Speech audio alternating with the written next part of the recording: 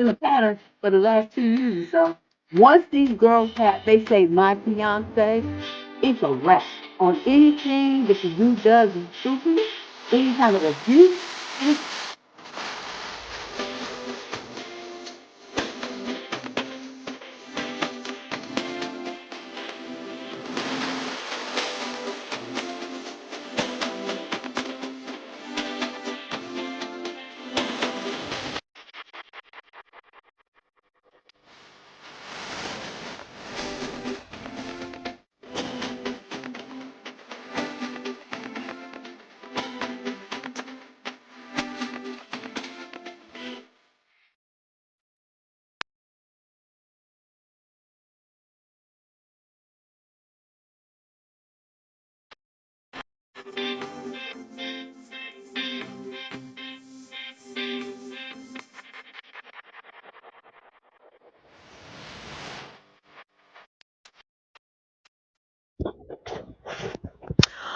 Running late as usual, but I feel a little bit better.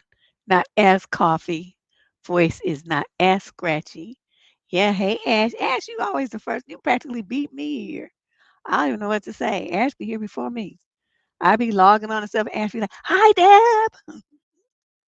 All right, let's get going before I get tired again. This We'll see what happens. You know what I did? Because I have part of the questions left from Friday, and I have part of the questions left from yesterday, and then there's a whole new column.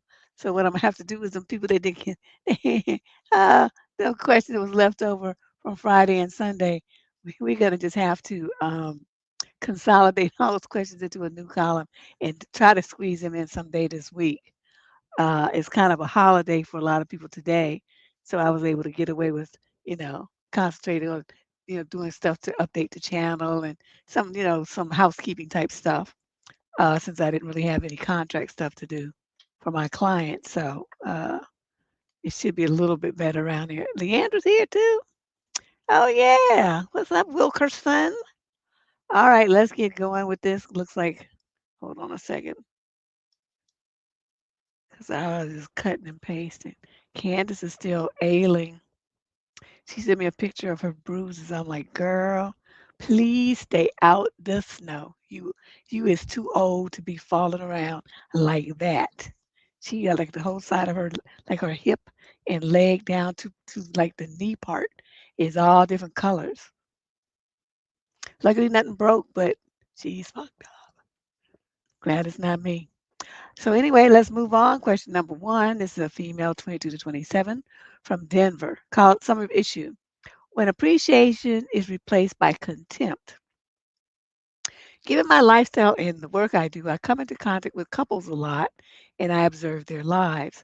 I've noticed some things that would personally bother me a lot, and I'd like to understand how they can be viewed and whether they're healthy or not, in your opinion. I'll only tell you about one that happened recently. I had the opportunity to serve this couple at lunch. She regularly prepares meals for both herself and her husband, and punctually, right at lunchtime, she serves him lunch in a container or he comes and get it from the container. This happens. He may or may not make comments as soon as he picks up the container, such as, what delicacy do we have today? They look like grandma's lentils, the color of vomit. Or he might even not say anything and simply take the container. And his wife's response is almost always like, what, you don't like it? Well, you know what? If you don't like it, you could have cooked it yourself next time. She put that in quotes. Of course, I think that's her comment. You know who's cooking next time? She'll cook again. The two seem to be saying this jokingly, but seeing them from the outside more than once, I've noticed a certain tension in their little smiles, especially hers. That said, I've never seen him sincerely compliment her on the meal or even thank her, nor has she set a time limit on it. In fact, if I have to be honest, it seems to me as if she's the one who lights the flame by asking that what you don't like it question when she watches him eat without him saying anything. Can you tell me if this type of behavior has anything to do with a healthy relationship, where it comes from, and how it works? I personally don't think it's healthy because basically those are put downs, negging, um, just capping on a person. So like, I told you, well, I don't know, some of you guys might not have heard this story, but I used to have a friend that went to her she did she did like a little birthday gathering thing for her daughter. I think she was turning 7 or so. I mean, some little thing. So, most of the people there was family, and then me, and then my daughter. And so the husband didn't do shit. He didn't lift nothing. He didn't go to the store and pick up a cake. He didn't stop at KFC and get no chick. He didn't do shit. Okay. But this motherfucker has the nerve to come in the house and just like this lady, she she had gotten some food from I think it was uh some restaurant. I can't remember the name of it right now. But anyway, she like used to get stuff there a lot. And so she had tried some new things. She asked him how he liked it. Instead of him saying, "This is great, this is gonna be a nice party, this will be good memories for her and my family," stuff like that, right? He gonna turn around and say, well, start acting like his name, like he's some kind of food critic, and Gordon Ramsay or some shit, and start critiquing each dish and everything. And so we were all standing there looking at him like, even his mother and his older brothers were looking at him like he was crazy. And so I mean, she picked up the tray of food that was left that he had criticized so hard, and she dumped it all in the trash. And so the room, everybody got quiet and everybody got still because I could tell she was humiliated. She was just like felt unappreciated. Like, what the fuck am I doing all this for? And you can't even say a simple thank you. That kind of expression. She was really hurt. Now, this was my best friend at the time. So I'm seeing this tension, right? And nobody knew what to do. So I said, well, I think that was a good move because if it was me, I would have dumped it on his head. And then everybody started laughing. That broke the tension. So then his mother started checking him and his brother started checking him. And I was just like, I took her and we went to the back room to talk about it. Hey, Shay. Yeah, he's dusty. And so I don't know, I'll never forget that look on her face. That really upset me. Because like I said, she was like my best friend at the time. Like, yeah, we were close like sisters. So for him to treat her like that, I just I didn't know what to do. So reflecting on that scenario, this makes me think about that and how hurt she looked and how he didn't really seem to think anything of it until all those people started jumping down his throat. So I'm thinking, if this is the style of communication they have when she goes out of her way to do something for him, it's extremely toxic and is very dismissive, very disrespectful, and he has no problem with humiliating her in front of the people who are around observing this. Is that the way a man who loves a woman should treat her? Absolutely not. Is that the way that someone who considers that he loves a woman and wants her to be happy around him would talk to her? Absolutely not. So in this particular case, I don't know what she's gonna do. But if it was me, I said, you got one more time to talk to me like that and say some shit like that, and we're through here. I won't care if your ass starve. I won't cook for you until hell freezes over. And devils go ice skate and pigs fly. It needs to be a trifecta. And then I might cook. But since we know none of them things don't happen, But that would just turn me off so much. I don't think I would ever turn back on. That marriage would essentially be over because disrespect to me is the number one problem in relationships. I was trying to do a webinar about it in February, but nobody's signing up. So I guess nobody cares. So maybe I'll just cancel it. Keep that weekend free. Yeah, just the problem I've noticed is that most women don't seem to recognize disrespect. They don't I clearly identify what the man is talking, how he's talking to them and what he's saying to them as disrespectful. And so they just be like, "Oh, can we fix this relationship? How can I make him understand?" And stuff like that instead of saying, "You monkey motherfucker, get out of here. I'm done with you." I think so, Chevette. Chevette just became my number one personal favorite person behind Shay. I guess I have to put Leandra in there as number 3 and Ash too. Yeah, that's what I'm saying. Girl, and them New York minutes is quick. I just can't even believe. that she would take that and not lose her mind on him, you know? How do you talk to somebody like that? Oh, so anyway, let me get off that soapbox and let's move on to number two. Let me get some warmth on my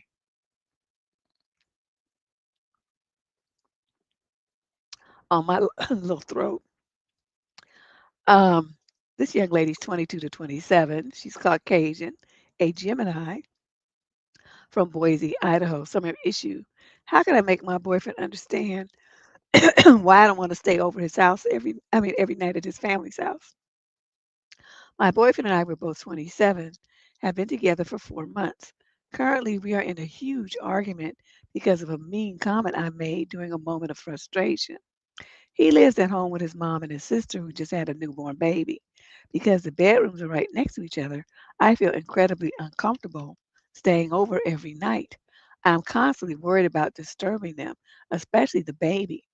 Even something as simple as using the bathroom at night stresses me out because I don't want the sound of the flush to wake anyone up. My boyfriend doesn't seem to understand this. He has been making me feel guilty for not staying over every single night, even though I already stay over a few times a week.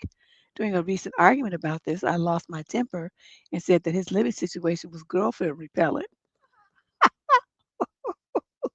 and that most people wouldn't want to stay there at all under these conditions. I know I was wrong to say that it was mean, and I've apologized several times, but he is understandably still very upset and hurt. Then move the fuck out. I only said it because I felt unheard and pressured to be in an environment that makes me anxious. I really regret the way I phrased it. Well, yeah, you could have done better there. But the core issue remains I can't relax there. How do I move past the mean comment and actually make him understand my boundaries regarding my privacy and comfort? You don't have to see this drives me crazy, y'all. This drives me crazy. How can I make him understand? He already understands. He's not trying to hear it. That's the part you girls just don't get. He doesn't care what you want. He wants what he wants, which is you in the bed so he can get some free booty. Roll over the booty's there. That's what he wants. Now, see, what you have to do is go see. This is why I hate, where you live with dudes or you make yourself too available. There's nothing more for him to reach for, to strive for. He getting everything that he would get from you, just like if you were his wife. But he don't have to do none of the work. He don't have to take none of the risks. You don't have to make none of the investments in time or legalities. You just serve yourself up like an hors d'oeuvre because everybody else is doing it.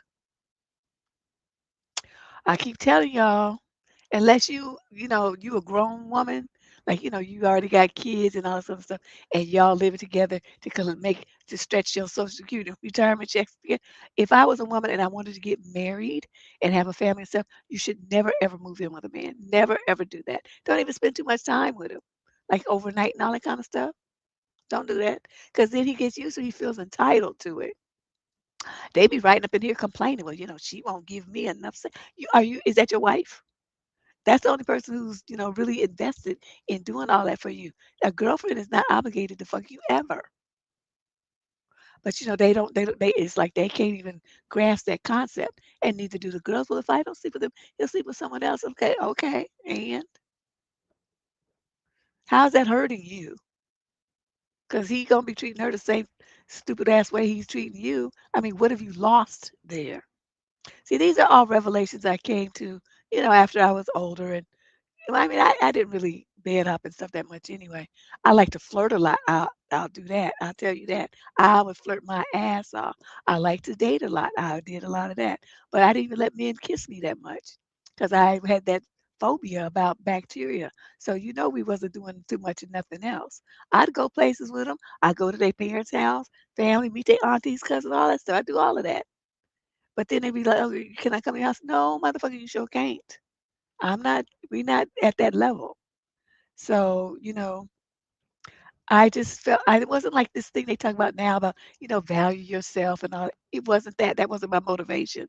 My motivation was that I felt like if I did all of this stuff for them, they would take me for granted because they used to do it enough. If you just phone calls and stuff, they take you for granted. So I just, if I do all of that too much now and live with them myself, they're going to take me for granted. They won't appreciate what I do and how, the investment I make in them and the relationship because they'll just expect it to just be like mundane, everyday thing. And then if I decided I wanted to get married, which, as you know, was I had to be talked into it. But let's just say on the strength that I did want to, then I would want the guy to feel like he had invested something, he was acquiring something, a prize. He was getting a reward for waiting and being around and showing me what kind of man he was. The reward is you get to wake up next to her every day. She's gonna be cooking for you and loving on you and taking care of you and calling you husband. But see, if you move in with them, then they get all of those services without the part where they have to do something to get it. And that's why I say girls should not move in with dudes. I said, like unless you're old like me, I'm not trying to get married and I ain't having no babies. So if I moved in with somebody, it'd be strictly for the financial benefit, strictly. Unless he can cook and something to be for my stomach. But I mean, it's just I like my peace too much, so I don't even see that happening. Yeah, you can't be too nice to them. You cannot. But so these girls be bending over backwards and jumping through hoops. As a matter of fact, there's a whole series on here I did. I think it's about 20 videos called "When Black Women Jump Through Hoops." Black men make black women jump through hoops, or something like that. Something about some hoops jumping, and yeah, I go down all of those different avenues about how men trick women into those kind of behaviors. So in this situation, young lady, he already understands what you want. He's looking at, you not being there is an inconvenience for him. And what you need to do is tell him, look, don't ask him, don't try to convince him, don't try to negotiate. Say, I'll come over on, I don't know, Friday and Saturday night or something. And then other than that, I'm spending night time at my house. That's when you'll see me. So you don't need him to buy into it. You don't need his agreement. You tell him when you're gonna be available. And if he wants it, then he can come to your house. But psh, yes, Yvette, it's a whole series of them. I forget how many I did. Like I mean a lot, like 20 videos or something. It's a whole series. It's a whole playlist. Maybe if I can remember, I'll link it up there in the top of the thing after the show. Let's move on. Question number 3. Let me get another warming swig.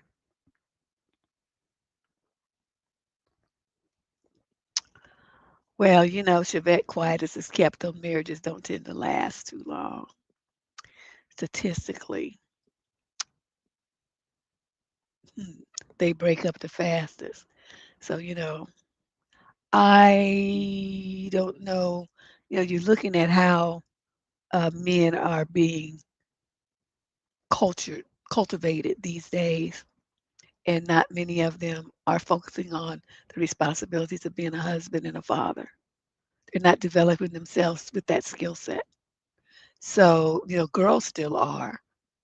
People tell them how to cook and clean and do all this stuff and look pretty and smell good and, cater to men's egos and all that stuff. We still getting a lot of that training.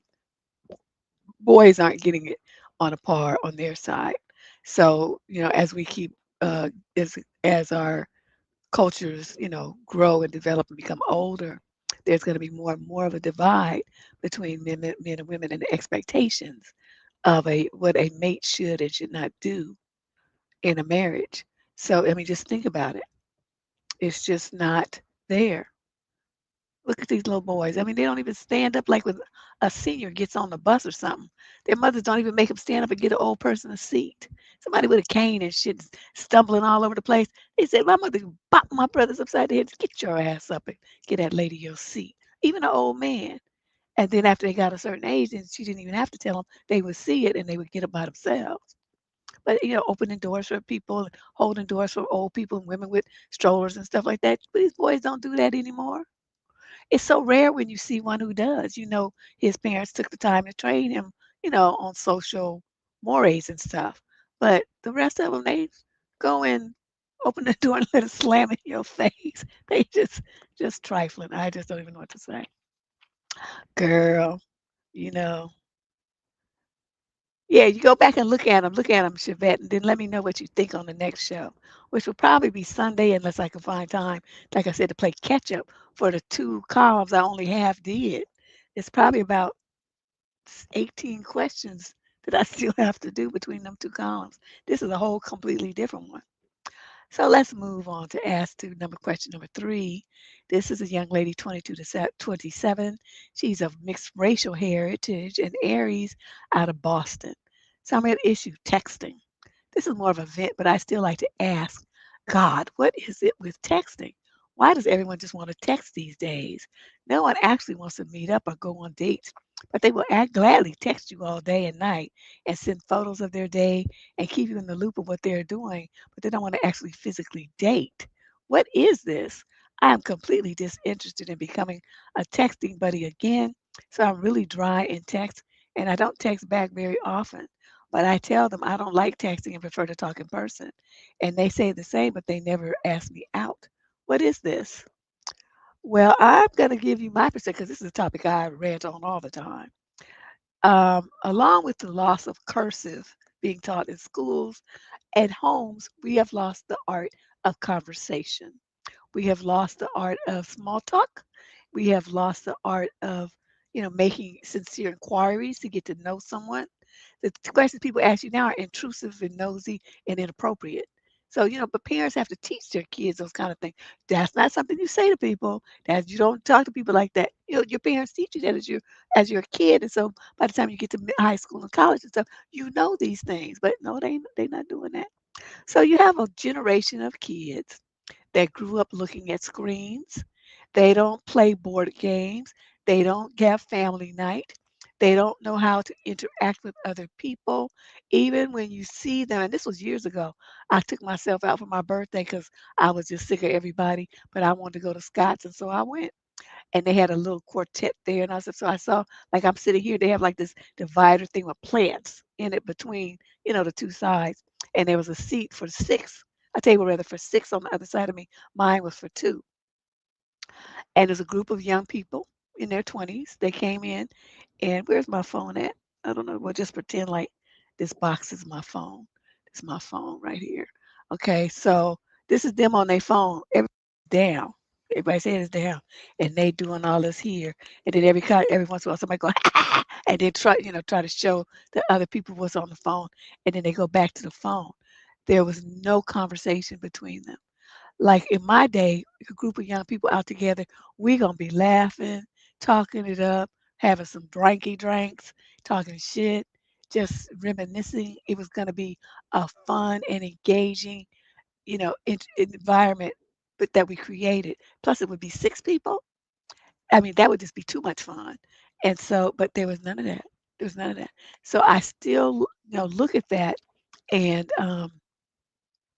I think that's part of the problem. So, these kids are in a situation where they're all autistic or they somewhere on the spectrum, they already don't do well interacting with people. As parents and teachers and other family members in these young people's lives, it's our responsibility to bring them along. They might not be good at it, but who was born good at that stuff? You have to practice. And the only way that you get practice is if someone puts you in a position so you have that opportunity. So as a parent, like, you sit down and say, okay, let's pretend like um, we're strangers and I'm at a restaurant and all of a sudden I don't really know, I can't really read the menu or, just something, whatever. And I asked you for help, what are you going to do? Or you see that I need help, what are you going to do? Just pose different scenarios to your kids. I got that from my daddy. He used to do that to us every night at dinner. We were so sick of it as kids, but I see that kind of stuff. And then what? But he didn't call it that, but it was like he would say, "Okay, what if this happened? What if that happened? What if you were going somewhere and you saw this happening?" He would give us scenarios. And so we would sit there, we're little kids now. We sitting there thinking about, like, because we didn't have the life experience to make a really good assessment yet. But he taught us how to analyze situations and how to think and how to come to a sane, logical, sensible resolution. Whether it was just finding a solution or finding an answer, getting ourselves out of some bullshit, he taught us to think our way through that, which is why I'm so good at this now. Every time when I see somebody in a situation, notice how I just come like, well, this is what they're really trying to do. This is what they really want you to do, and this would be the end result if you did what they did. But this is what you need to do because to save yourself. Have you guys noticed that? That I think is where that came from. He used to do that to us, I swear to God, every single night after dinner. We could not escape. Even if we had homework to do or something, we had to have still like a 15-minute round of what you gonna do? How would you do it? And I didn't really appreciate the value of it until I got much older. Because it's not one situation you can put my ass in now that I won't find a way my way out of it. Not one. I haven't ran into it yet. I'm sure there probably is one, but I haven't come across it yet. In every single thing, I can find a way to save my ass and probably yours too.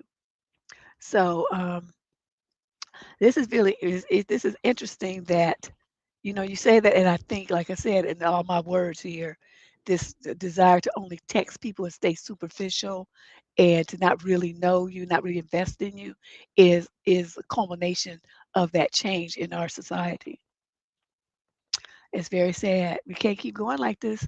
Y'all, if you got little kids in your family, sit them down and do them exercises with them. Say, oh, I saw something, I read something in the news today. What would you do if you were in that situation? How would you handle it? Start training kids to think and tell them think outside the box. Teach them to be independent of mind so that they don't follow along behind everybody else. They have to be thinkers. There's only two kind of people in this world, leaders and followers. Which one do you want your kids to be? That should motivate you to do what I'm saying. Teach your kids how to think on their own. Question number 4. There's a female, 20 to 20, 28 to 34. She's African American, a Pisces from Fort Worth, Texas. The other female is 20 to 34, and she's white, and it says unknown. So I guess they don't know her sign and all that stuff. So we have an issue.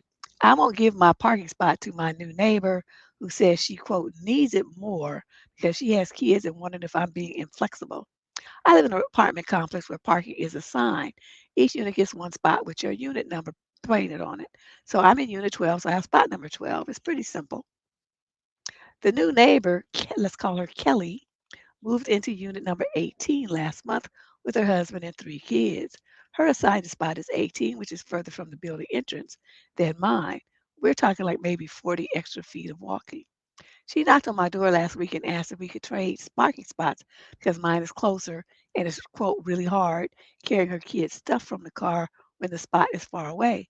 I said, sorry, but I like my spot and I want to keep it. She seemed shocked that I said no. She said, well, I have 3 kids under 5. You live alone. You don't need the closed space like I do. I told her her parking is assigned and I'm not switching. She went to the landlord and tried to get him to force me to switch. The landlord told her the spots are non-transferable unless both parties agree. She came back to me again and said, please reconsider. You're being really selfish here. Okay, so you told her no. So she's gonna try to go to the man to go around you and make you do it anyway. Okay. She just tore her drawers with me on that one. So I said no again, and she's been giving me dirty looks ever since. Yesterday, she parked in my spot, and when I knocked on her door, she said, oh, I thought you'd be at work. I just need to unload groceries right quick. But her car was there for 3 hours. My sister says I should just switch to be nice, but my friend says if I give in, she'll just keep pushing boundaries. Dad, what would you do in this situation? Oh, let me tell you what I would do. This is a good one. Okay, she came and saying no because it's hard carrying a kid. I said, well, I would have said, well, do you ever think that maybe you should get like a wagon or something to help you pull stuff easier? That would be my recommendation because you ain't getting my spot. Click. Okay. Then when she came back the second talking about, because she got 5 kids, well, bitch, ain't you ever heard of birth control? You could have kept that was under your strict control there because you decided to birth out 3 little curtain climbers. That had shit to do with me. Then she talking about what you need. She is not the judge of what you need, bitch. You don't get to decide what I need. See that white privilege again. I'm telling you. I was thinking they what they think is right, and that's the only way to do things because they think it and they want it. So everybody else has to capitulate. I just don't get it. Okay, so here we go again. So then she parked in your spot. I would have told her, you have exactly 5 minutes to get your car out of my spot, or I'm gonna have it towed away. So you will have to pay the tow fees, the storage fees, and a ticket. Is that what you want? I'm telling you, bitch, you trying to be slick. Don't you park in my spot again. And then I would have waited. I would have called the tow company right in her face and told her, because they always have a sign in the parking lots, right? When you have parking, if the car is towed, where you can, who's the company that's responsible and the phone number that you call if you suspect your car has been towed. Sometimes it's been stolen, but this, it's up there so you can do. And I would have had that shit in my phone and called right over, gave her license number, said this is not, it's parked in my spot. I want you to come in and tow it away immediately. And then I would have sat there and looked at her. 'Cause like, I'm not playing with these bitches. I do not play like that. I told your ass, funky ass, no. And you gonna try to do it anyway and think you just gonna win? Oh no. Deborah always has to have the last word. Always. Always. It's my rule. And then I would just looked at her and said, and this is gonna be the same thing that happens if you park in my spot again. Go down to Sears or JCPenney's or Target or somewhere and get you a wagon and put your shit and your kids in that. Then you can make that little rolling walk to your apartment a lot easier and faster. But you park in my spot again and you're gonna see how quick your car gets towed. Because I'm gonna keep this bitch on speed dial. And then I'm gonna be back to my house.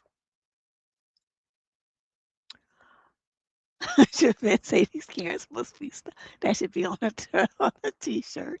But I mean for real though. See, for what the fact that she gonna sit there and tell you what you need.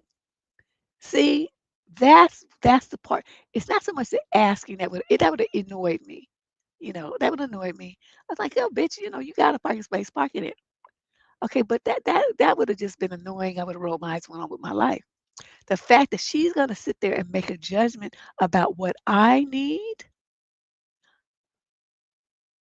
okay, that's when you've crossed the line. They 39.99 at Wegmans. Well, I don't know what Wegmans is, but that sounds like a good price to me. I mean, especially the little metal ones. And they had the ones with the high sides and stuff so the kids can't fall out, the groceries can't fall out. I mean, just put it in your trunk.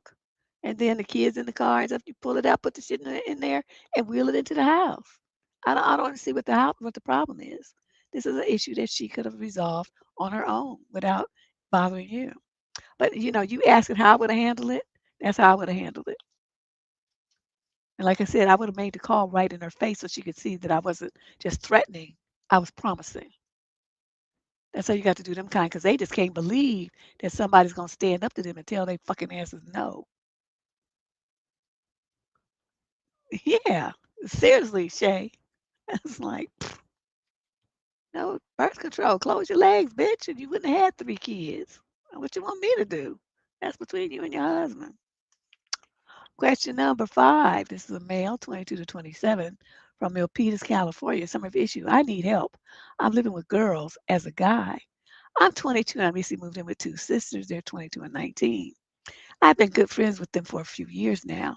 I moved in as their mother needed to move to another town for work and they wanted to stay. So I moved out of my parents' house and took on a third of the rent and bills, as well as giving them access to a car, as neither of them have their license. Okay, so you changed your whole life to help out these 2 girls. Okay, you've been friends with them for a couple of years. Okay. We are not very far into living together, just 2 weeks. And things are generally good, but I've been running into some problems with boundaries, I guess you'd call it. I'm not entirely sure where some boundaries lie, and I don't know where or how to ask. I don't have any sisters or female relatives my age, so this is all new to me. The only female I've ever lived with is my mother, so I don't have much of a reference point, and they haven't lived with a man in their house for 10 years or so as their parents separated. I would like to preface that I'm trying to be as much of an upstanding guy as I can be, because 90% of the male figures in their lives have been quite horrible, including their own father. I'm not looking to undo horrible things that have been done. I think they're important reminders. But I'm trying to do the best I can as a straight guy to uphold good morals and respect their boundaries whenever possible. Oh, okay. You sound like a nice little lad. With all that, my main issue is that I don't know where some boundaries lie. For example, the other day, the older one hung her washing on the line and it was time to bring it in. She wanted a hand, and I said I would be happy to help. But she declined and asked her sister, who didn't end up helping. And in the end, she went out and did it herself in the sweltering heat. Well, it's her shit. Who else? I mean, why is that a problem? I think she didn't want my help because she didn't want me to see her underwear, which makes me feel odd. Why should that make you feel odd? I mean, it's not a whole bunch of women that want their male roommate looking at their bras and panties. That's completely normal, sir. On one hand, I obviously understand having someone of the opposite sex seeing and touching your underwear as that being quite personal. But I have talked to her and she's shown me bra and underwear sets in magazines that she thinks are pretty and then told me she purchased. So I'm kind of confused on where the line is. I'm comfortable with her helping me with my washing so she knows, at least I hope so, that it's not a big deal to me and I'm not making it weird or being a creep about it. Another issue I have is toiletries and personal hygiene. Yesterday, I heard her older sister telling a young one that she had run out of pads. I wasn't directly involved in the conversation, so I didn't ask at the time. But later, after dinner, I went to get everyone dinner, and I asked them if they needed anything else while I was out. I didn't directly say, "Do you need pads?" But I danced around a bit, and she still didn't say that she needed anything. Now, obviously, I was the one this time who didn't bring it up because all this boundary stuff has been on my mind, and I don't want to make either of them uncomfortable. So, all in all, I'm not sure what to do, and I'm looking for some guidance. Should I be more direct, risk making them uncomfortable? I hate the thought of this, but would it be better to clear things up? Do I continue on my current path and just feel bad for playing ignorant while they go without? I feel uncomfortable knowing that I'm not doing as much as I could be just because there's a gray area in the relationship. I want to help them and support them in their needs as best I can. So, to any and all girls out there listening, with any advice at all, it would be a massive amount of help if you could type in there some insight on how you would feel and things you wish a guy would do if you were in their shoes. Thank you. Well, I'm going to say this: you are going to be an excellent girl dad and an excellent husband. You already, you already got the foundation. The looking outside of yourself and like seeing what they need, even if they don't have to tell you. That's very thoughtful, very considerate, very rare in this current environment of young people. What is this damn turtle crawling around by my feet? Um, I think that's, you're doing well. But I'm going to say this. Um, these are adults. They're not your girlfriend. They're not your wife. They're not your sisters. So, you need to back up a little. You have to put the boundaries here are something that you need to put. I understand you wanted to be there for them and take care of them, make sure that they're not doing without all that kind of stuff, but that's not your red wagon. Okay, you leave that alone. And if you I really think, maybe you should run this by your mother and say, Mom, I've run into this situation. What do you think I should do after I handle this? Ask your mother. I mean, I can give you my perspective, but your mother says you've known these girls for a couple of years. She probably knows them too. And then tell her, what do you think is the best approach for me to take? And then listen to your mother. Okay? She'll tell you. She ain't gonna say you nothing that's gonna hurt you.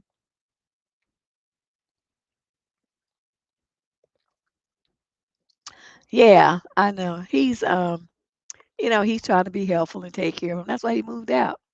And then, so he moved in so they could have access to a car and all that. It's like, shit, get a skateboard. I mean, a bicycle. I don't know what to tell you. But I'm not changing my comfort spot just so you could have access to my car. I'm not doing all that. So that's why I say, but he's gonna end up being a very good husband. He gonna take care of his wife and his daughters. So they won't have to worry about nothing. With his mentality, he's already got it and he's only 22, you know. But don't I mean I have three brothers. You think I'm trying to let my brothers be picking on my underwear and stuff? No. There must be boundaries here. Don't touch my stuff. I'm not touching yours either. Nobody you might have not washed it right. I don't trust men and their sanitation habits. No. So do just relax. But I think my main point here is go talk to your mama and ask her so she can put you on the right path because you doing a little bit too much here. Question number 6. This is a female, 22 to 26. She's black from Washington D.C. Sorry to issue. My boyfriend ruined my cup and it's motivating me to think about leaving. I really don't know what to do if I'm being unreasonable or if I'm valid in feeling as I do. I'm 26 and my boyfriend is 24. Well, that's your first problem. In your 20s, you should never date younger men. All you women listening to this, pay attention. You in your 20s, you date older men, not younger. They don't even get any fucking sense until they're about 25, 26. And here you are already 26 dating somebody 25. He's bound to be stupid because that's what they all are at that age. A 24-year-old man to seem like he's mature would be dating like a 20-year-old woman. They might be on the same path. But for you to be already 26 dating somebody 25, that's a mistake. Okay, that's one thing. Let's see what else you got. We have been living together for over a year now, and while he's mostly sweet, there are a few things I have had some issues with. We're both from the South originally, so we have some strong personalities that sometimes clash. Together, we have worked on these things. One of these things being that he doesn't always pay attention to my important things and what he's doing with them or be careful with them. I have a $2,000 PC, and he's aware that when he messes with the light switch in our room, it short circuits everything in here. And he's almost burned my PC twice with this thoughtlessness. So you don't have a surge protector on your computer? That's your fault. You're being stupid. And if there's ever a thing where the little strips flips, you throw that one out and you go get a new one. Okay, do that immediately. You got a $2,000 piece of equipment and you just plug it in the wall like an idiot? Okay, here, let's see what else you did that's dumb.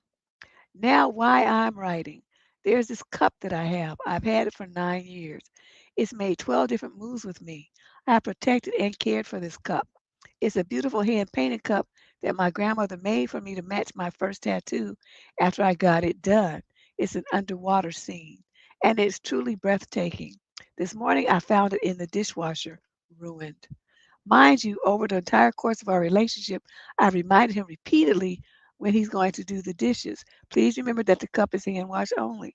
Okay, so you know that. Why did you not hand wash your cup and put your cup up? Why did you let somebody who has a proven track record of being a fuck up and not taking care of your stuff and not being mindful have any access to your cup and around water? Why did you do that? Okay, so that's the third fuck up. Let's see what else you did that's stupid.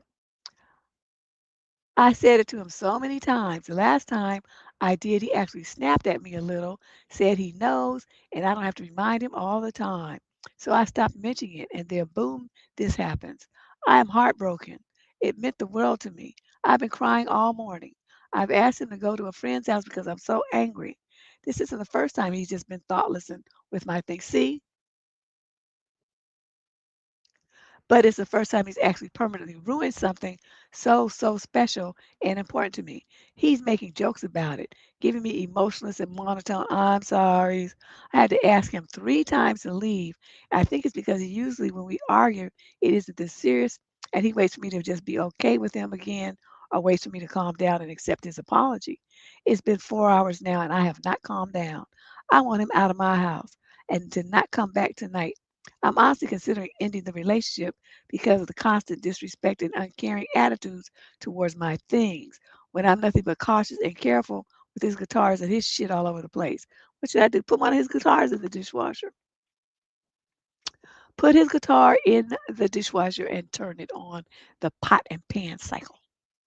Are you thinking that that would be cruel? Is that something Deborah would do? Absolutely.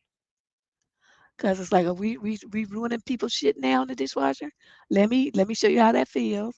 And his shit would have been in the dishwasher. If not to go to the car, because maybe it won't fit, something else. But see, this isn't even immaturity, Ash. This is intent to harm. And I think most women don't want to accept that the man that they call themselves being in love with doesn't give a shit about them. He sees them as a convenience. She has her own house, so he can go there, right? He can chill out. He can use her $2,000 computer. He can get some nook nook. She probably cooks, so he eating.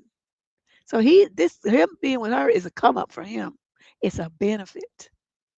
Where is her being with someone that disrespects her and disregards her personal property in her own house a benefit for her? So this goes way beyond immaturity. This has nothing to do with immaturity. From my perspective, it has to do with intent to harm. He wants to hurt you. Now, is this a mental illness? Most likely, because I did a couple of videos on like histrionic personality disorder, narcissistic personality disorder, and I tried to explain to you guys several different times how jealous men get, and it doesn't matter what age they are. If you have something that you like, something that absorbs your energy, just something you're passionate about, I haven't met a man yet that's not envious of that. They will show it in different ways. They might just make cracks about it and kind of put it down, tease you about your hobby or interest or whatever, or they'll be out and out abusive about it.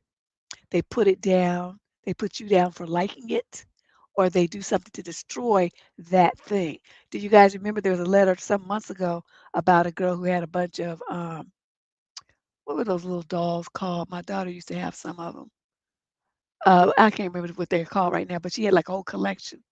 And when she went on a trip, the guy he took them all down and sold them because she was so passionate about this collection that she's been building since she was 12 years old. He took her shit and he sold her shit. And so, that's the kind of thing I'm talking about. This is a pattern with the majority of men.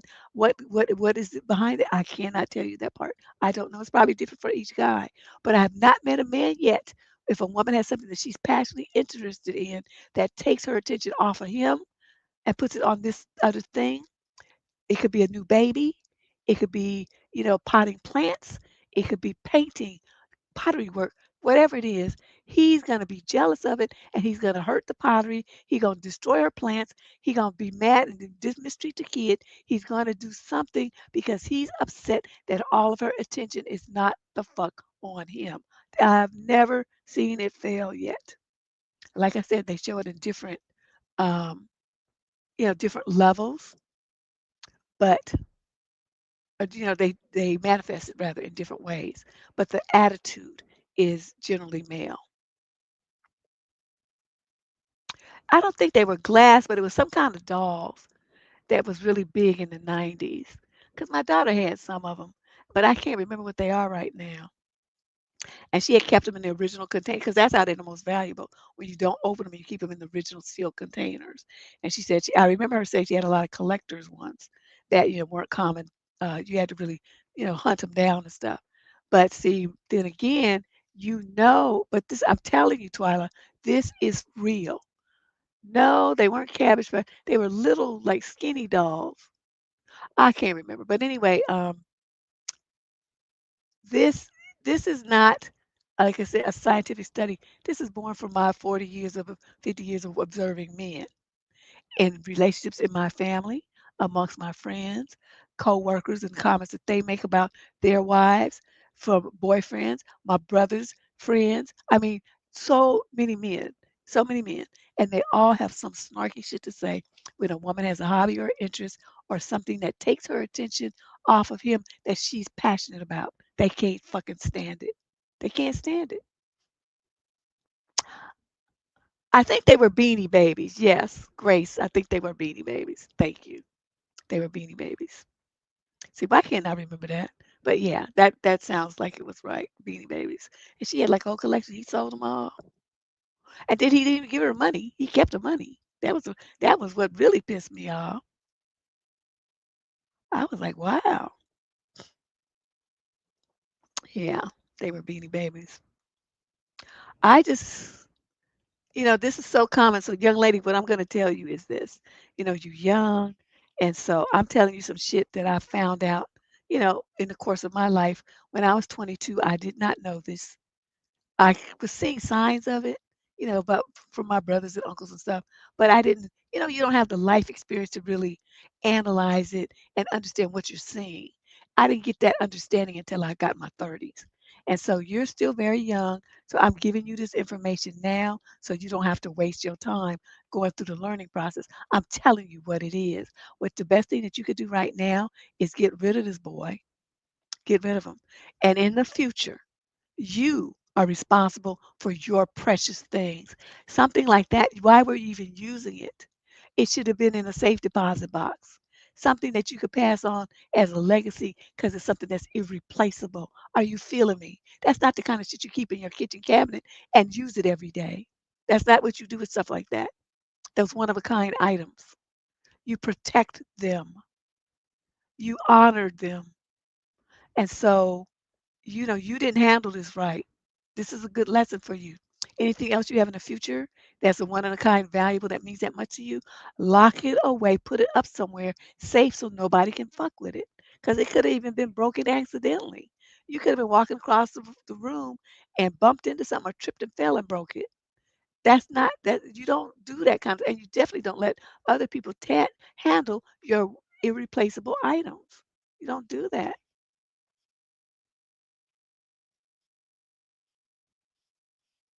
hmm Well, at least you got out of it, Twyla. Better late than never, girl. Better late than never. That's all I can say. And I want you guys want to give a shout out to Shay. I want to just say, this lady has been around on this channel, serving as moderator, and she greets all the guys. I mean, she's just part of the team at this point for years. I didn't ask her to do this. She volunteered, but she's as much a part of this show as me. Because I'd be looking up there and Shay's not here. I'd be like, oh, what I'm gonna do? I've gradually learned because I keep changing, so I cannot expect her to keep up with me. But she is just that's my girl. It's my girl. So I say my girl. Yes, she is, and she be keeping y'all in check. Plus, she adds to the conversation, with her little one-liners, so she be cracking me up. So she puts a lot more value to the show than just being the moderator. So I just wanted to give my girl a shout out and say it's my girl. That's all I can say. I feel so blessed that she decided to align her life with mine, even for a couple of hours a week, a month, or whatever.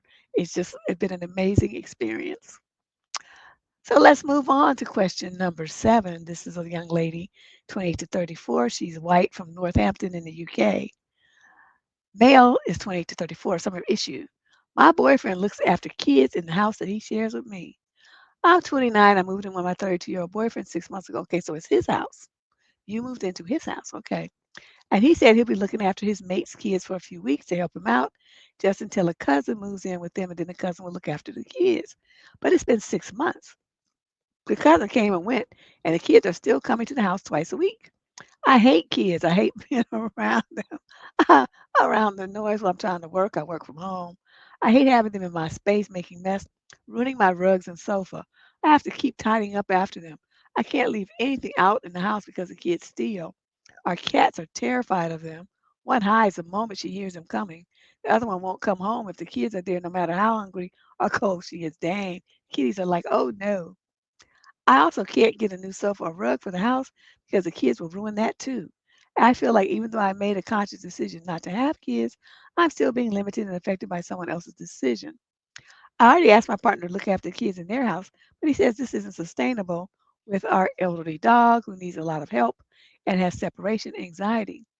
Recently, mum, she says, got upset with me for talking about cleaning the house because it makes her feel unwelcome, that I act like the kids are an inconvenience.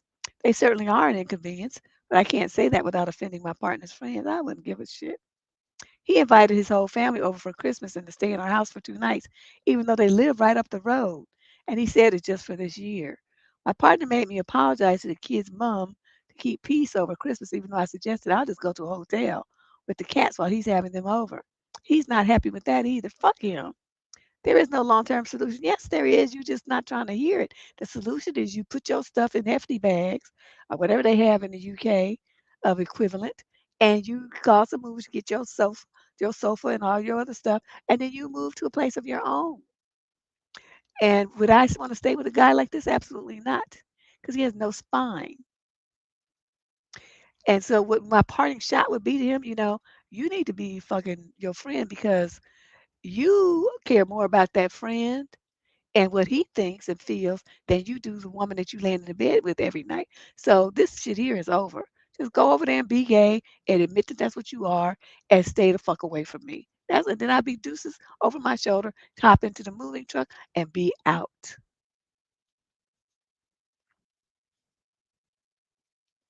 Oh, well, Shay, I don't say that often, but I just felt moved, as they say. The spirit moved me. So I just wanted to put that out there. Yeah, girl, it's time for you to move. You can't relax there, and you moved into his house. And so, if the solution to your problems in his house is for you to leave his house, why is this even a question? And I'm skipping the rest of this because she went on and on about doing dishes and is this relationship doomed? And yes, it is. Do we have too many differences? Yes, you do. We have been together for 5.5 years, but living together has been hard, cause a lot of arguments. It makes my boyfriend perpetually angry with me and where he shouts at me until I stop talking. Yeah, see, this is going in a bad direction. And it's all behind this mate and this mate's friends. So that's what he would get from me. You obviously in love with this mate way more than you are with me. So I'm gonna get the fuck on and y'all just go there and be gay together and leave me alone and be happy. And I would mean that. I mean, because I don't have no problem with people being gay, lesbian, or whatever they want to be. But what you don't do is try to use me for cover. You want to have this presentable cover while you dipping and diving and doing shit all on the down low, and then I have a problem with it. Oh, we're not doing that. We're not doing that. Let's move on to question number 8. This is a female, 22 to 27. She's Caucasian from San Diego, California. So, an issue: am I being a bad mother for not sticking up for myself and my daughter after my old neighbor cussed us out? I'm 24 and was outside in my front yard with my 5-year-old. She was playing with her toys and we were just enjoying the sun when my landlord, let's call her Agatha, comes up and hands me a paper explaining that our rent will go up in January. I told her, okay, thank you. I'll inform my husband. Agatha then mentioned that she has to tell Bob, my neighbor, the same. Bob is about 80 years old. So Agatha knocks on Bob's door and gives him the note and explains what's going on. That's when Bob starts yelling and cussing at Agatha. So I told my daughter to grab her toys and go inside because I didn't want her to hear that. That's when Bob turned and saw us and pointed at my daughter and yelled, F you both. After that, he turned back to Agatha and called her the hard R word. And Agatha threatened to kick him out as she apologized again to me and my daughter. I just gave her a smile and said, it's fine, but honestly, I was shocked and uncomfortable. When I came inside, I explained to my daughter that she did nothing wrong, but we weren't going back outside till her stepfather came home. I wanted her to understand the situation while also protecting her. Later, I told a friend what happened, and they said I should have defended myself and my daughter, and I'm not showing my daughter to let people walk, and I'm showing my daughter to let people walk over all over her. I tried to explain, I just want to keep my baby and I in a safe place, but they said my daughter's going to be a doormat. Was I wrong for not sticking up for me and my daughter? Nope, not in that situation, because you got somebody 80 years old. A lot of these dudes are war vets, and they have weapons in their house, and they batshit crazy. I mean, PTSD and all that stuff. I mean, you never know what is going on in people's mind. Then they're already 80, so so you could be having some dementia on top of that. And then you gonna take your little self over there with your 5-year-old daughter and try to confront him. You did what you needed to do to protect your child. That's what a mother is supposed to do. Because first of all, that situation over there didn't involve you. He was mad because he got a rent increase, probably just barely affording rent now. So now, but why he wanted to vent it on you, I don't know. But I would definitely tell my husband about it. I would let my husband know that this happened, what I did, why I did it, and remind him, don't go over there. I don't want you going over there dealing with that crazy fucker because we don't know what kind of guns or whatever he got and what he might do to you, and we cannot survive without you.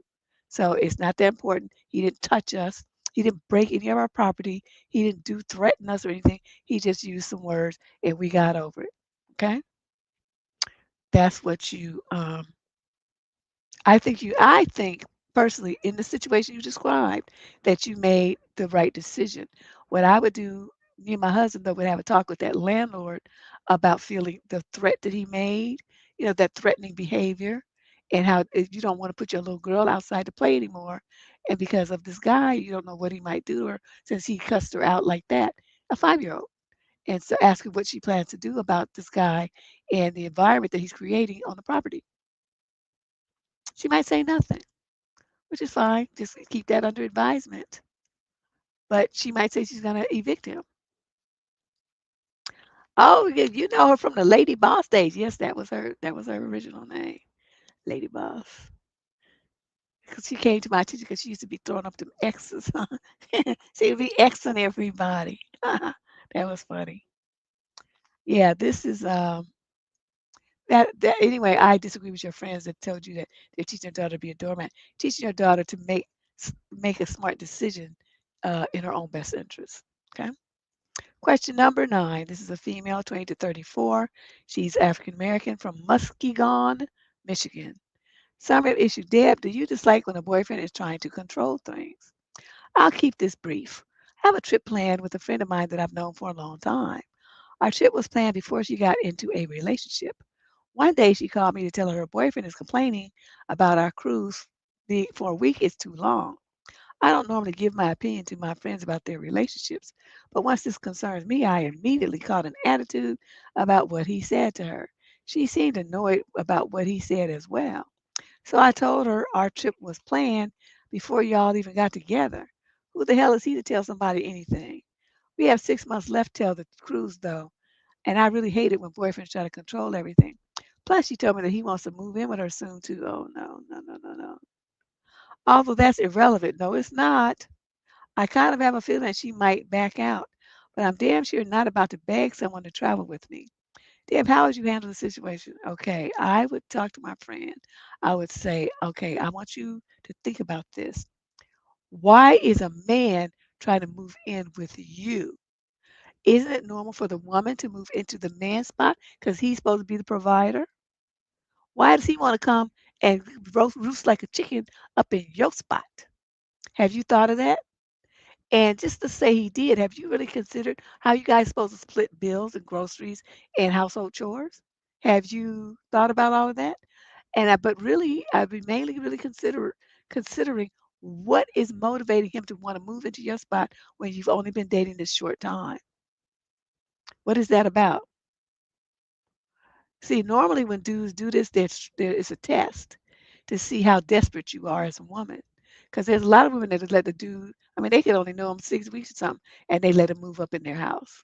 Why do they do that? Because they're lonely and desperate. They like the feeling of having a man in the house, whether they have kids or not, which is all stupid to me. But you need to have that take your girl to go out to lunch or something, and y'all had that conversation and see if she'll tell you what kind of stuff he's saying, how he's trying to motivate her to do this.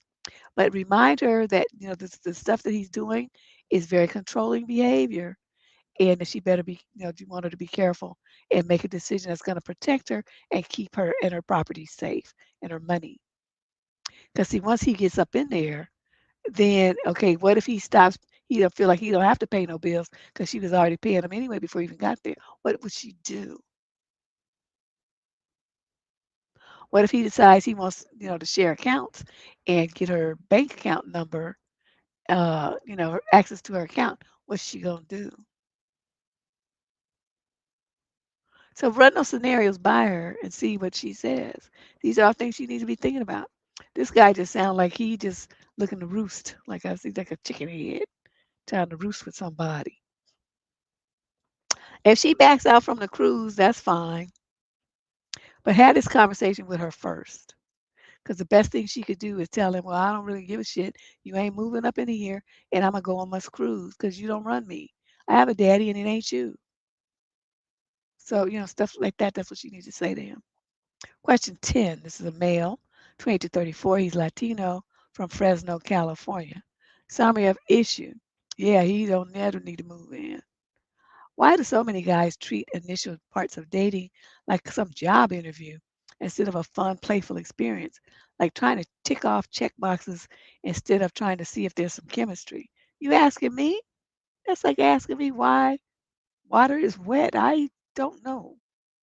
Are they perhaps confusing seriousness with maturity? Nope. I doubt that. putting so much pressure on themselves and make the right moves and say the quote right words instead of being playful and enjoying the experience? Possibly. Trying to logically engineer attraction. Yeah, that's what all the pickup artists be talking about online. Trying to get to a certain outcome instead of letting an experience unfold. Basically, being tense instead of fun. Ironically, the people who keep it light, fun, and relaxed are usually the ones who succeed the most with women. I'm a guy who tried to set up his friends. They're somewhat socially awkward types with a few girls I knew, and I've observed this with most of them, regardless of the girls' personalities. What is the deal? Dude, you asking me why I'm being a stupid? That's basically what you asking when you get through all the words that you use so eloquently. I see it when people feel insecure and they don't really know what to do. They feel insecure about relaxing and being themselves. They adopt a persona. And the persona is, oh, ha ha. Oh, let me ask you these questions because I'm so learned and sophisticated. And so they want to ask you all these questions. I remember this guy I met one time. Oh, this was years ago, too. I met this dude, and this conversation was cut hella short.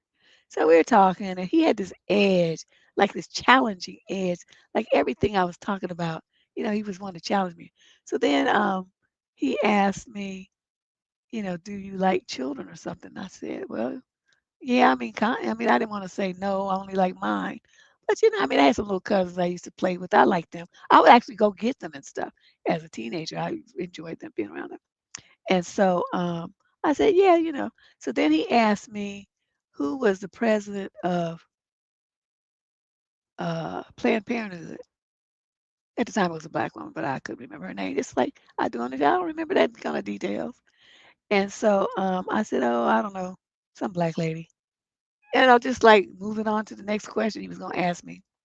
And he just went um, on a rant about how I couldn't like children that much because I didn't even know who, who the president of Planned Parenthood was.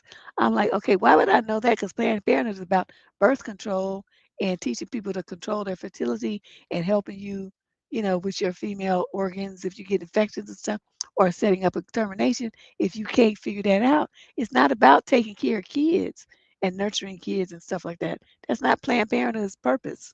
So why would you associate that with me liking kids? You sound stupid. Click. That was the end of that. And I thought that was so bizarre. But anyway, I think it's like that. They want to feel uh, in control, knowledgeable, superior, you know, like they're running a woman through her paces or something. And so they're not really comfortable just relaxing and being themselves because they don't know who themselves are, or they feel like if they did that, the girl wouldn't like them.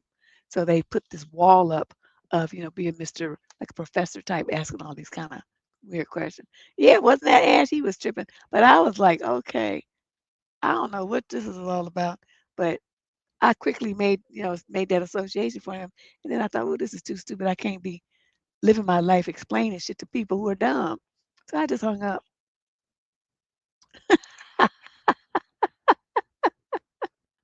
Some people, you meet them and it's real obvious why they're single. And others you be like, I wonder what happened. Why did that not work out? But some it's just blatant and obvious.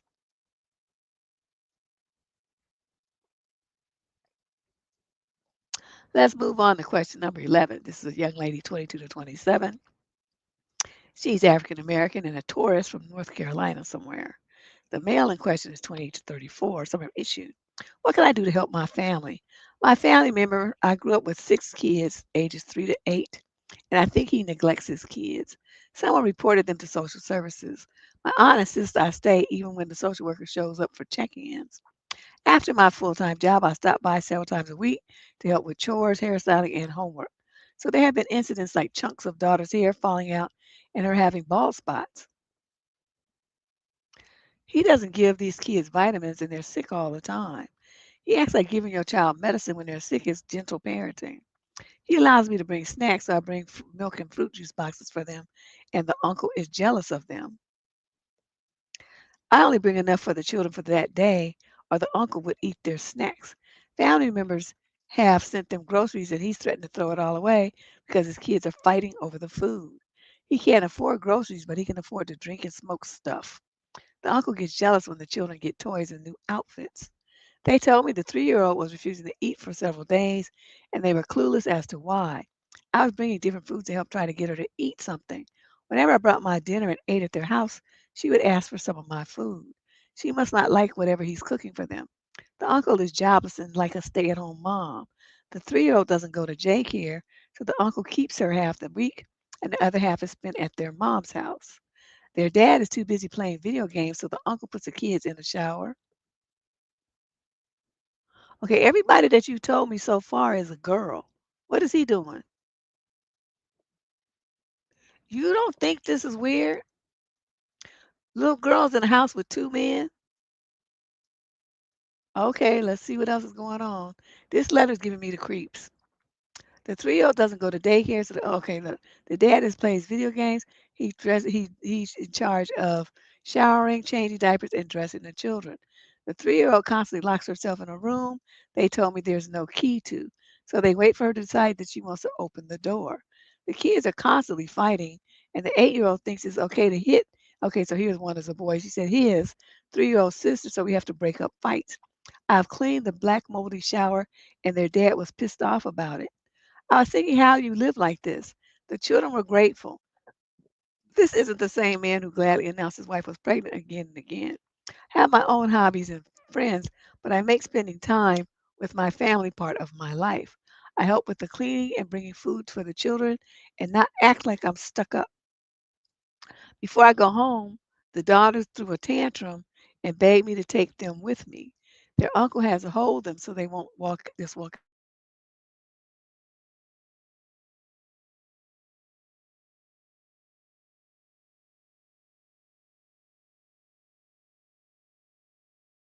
You take photos of the state of the house. You take photos of the state of the children with the patches missing from their hair, the ball patches on their scalp. You take photos of the state of the house. You take photos of the state of the children with the patches missing from their hair, the ball patches on their scalp. You take photos of everything. You record video. Ask the kids, oh, so you wanted to go with me last time. Why did you want to go? You don't ask leading questions. You don't say, did you want to go because? You don't do it that way. You say you wanted to go leave with auntie or cousin, wherever you are. Why did you want to leave so bad? What's going on? And you let the kids tell you and you record it on the video. Then what you do is you go to the social worker and you give her the evidence. Keep a copy for yourself. Do a backup on the on the cloud, and say this is the evidence that I have of these children being abused, and I'm wondering why your ass hasn't done nothing to get them out that house. That man, both of those men are abusing them. And what I would also recommend is if you have any excuse, so you can say I'm going to take them out. Are their shots up to date and stuff like that? Let me take them to run them to the clinic and make sure all their shots are up to date because whatever excuse you're gonna come up to, and have them do a exam on them to see if they've been sexually abused. The fact that a 3-year-old child has enough wherewithal to lock herself in a room where nobody can get to her, and she does that repeatedly, is extremely telling. Young lady, I applaud you for wanting to take care of them, but you're not doing enough. You're not doing this right. I don't know how old you are and what your situation, your living situation is.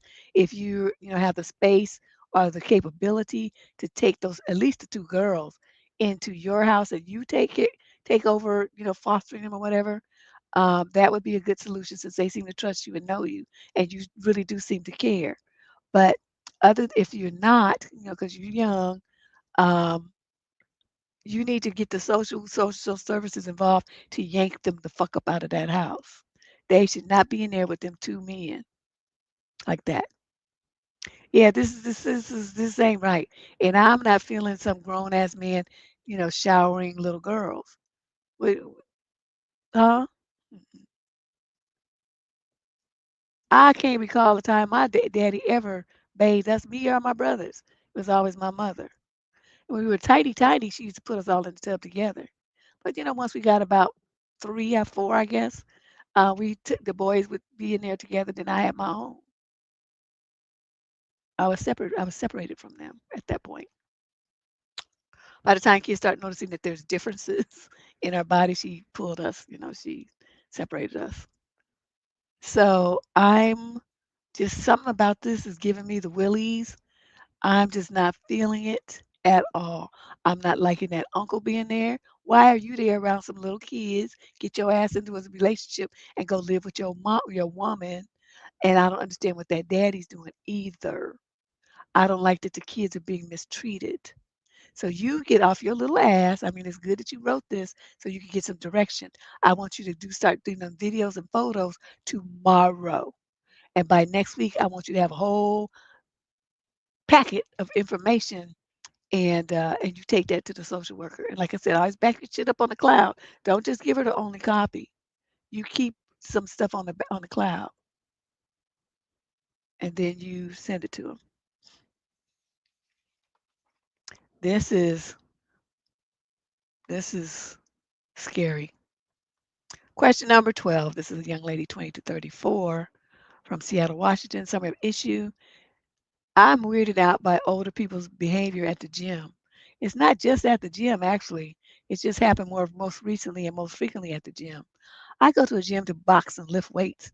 I'm 33 and I was a swimmer my whole life, so I've been relatively in good shape most of the time. But within the last 8 months or so, I decided to stop running. First, because I genuinely hate it, and second, is I don't know why I did it for so long, and instead to start lifting heavier and more often. But today, an older lady, maybe 65-ish, came up behind me as I was cleaning the heavy bag, grabbed the back of my arm and was like, "You're literally just wasting away." I almost jumped out of my skin because I didn't see or hear her come up and was awkwardly like, uh-huh, okay. I have never spoken to this woman before in my life. Like, yes, I've seen her at boxing on the weekend, but we've never spoken or even acknowledged each other or waved or anything. I'm 5'5" and 130 pounds, which is a healthy weight for me. This is the third or fourth older adult that I don't know and have never spoken to who has come up to me and commented saying something about how I'm wasting away or look too skinny, etc. I know I'm kind of recognizable because I wear shorts and I got a bunch of leg tattoos, but I've literally never spoken to these folks. I don't know their names. It made and still makes me really uncomfortable. I feel like maybe this is a generational thing where older adults think it's okay to grab a stranger and make comments about their body, but that could definitely be taken negatively. But I don't know, it just really makes my skin crawl. The first time I was like, whatever, but it's happening almost weekly now.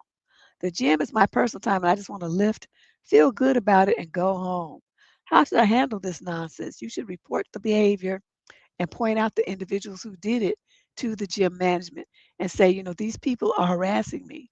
They might think that they're old and that they could get away with it, but they're putting their hands on me and they're making these really intrusive comments about my body to me, and I don't appreciate it. I come in here, I pay my membership just like everybody else. I just want to work out in peace. So I need you guys to step up, tell these people to leave me the fuck alone, and I'm in here to work out, and they should just respect that. That's what I need you to do. And they'll do it. They'll do it. It's just like this this is crazy. This is crazy. But how would I handle this? Okay, so somebody grabbed my arm, I would immediately snatch their hand and fling it off of me. Say, bitch, don't be touching me. I don't fucking know you. You out your rabbit ass mind. Keep your goddamn hands to yourself. And I would say it loud and it would come out just like that fast. And she would be like, oh, I didn't mean anything by it. I don't give a fuck what you meant. I don't know you. Don't you touch me ever. Get the fuck away from me. And then she would go. Now, what does that do? When you react like that, other people who might have had an idea to try to talk to you and say something inappropriate will see that and be like, oh shit, she ain't the one. Let me leave her the fuck alone. And that person will also tell other people, oh, I just tried to talk to her. I touched her arm and she went off of me and she cussed me out. And they'll be like, oh, well, maybe you shouldn't have touched her. And they'll help spread the word too. Then you could go to the desk and say, this is what happened. I told her not to fucking touch me. Keep her goddamn hands off of me. I don't know this bitch. I don't want her touching me or anybody else touching me. Now, if you hear about it, that's what happened. So don't let somebody give you a twisted version of the facts. I'm minding my business cleaning the heavy bag and she came up grabbing on me. I don't want nobody touching me that I'm not fucking. Okay. That's would be how I put it.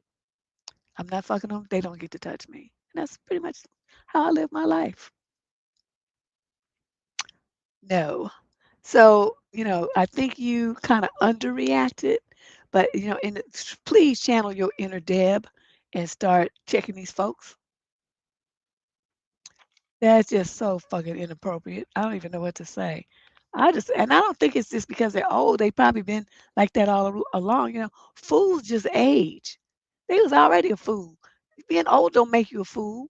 It just makes you older. So you're talking about some people who was stupid when they was young. They were stupid when they was middle aged, and now that they're old, they're still stupid. All right. Question 13. This is a male, 22 to 27. He's Caucasian, a Cancer from Richmond, Virginia. Serve issue. I left the dinner party after they pranked me. Should I have handled it differently? I just gotten off of work and went to a restaurant with four other male buddies. We all ordered, paid, and sat down with our food, but I got up to use the restroom. Upon my return, I pretty quickly realized my quote friends had sprinkled ground pepper into my milk. I asked who did it, and when one of them fessed up, I retaliated by pouring the milk into his drink, orange juice, as I felt that was a kind of silly way to get back at him. I was irritated, but I didn't want to overreact. This guy, upon seeing me do this, responded by pouring the new concoction of milk and orange juice all over my plate of food, essentially ruining my $20 entree that I had already paid for.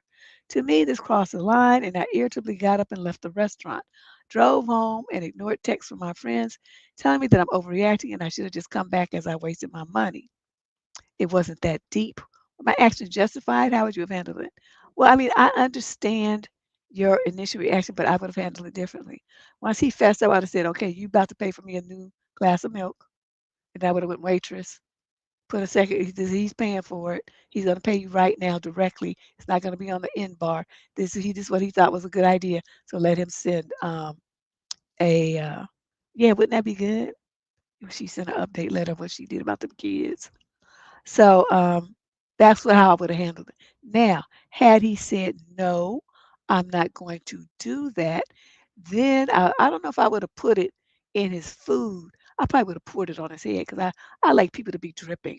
I mean, they took out my camera and took a photo. Now, what would happen? He probably would get mad and then he would want to retaliate by throwing something at me.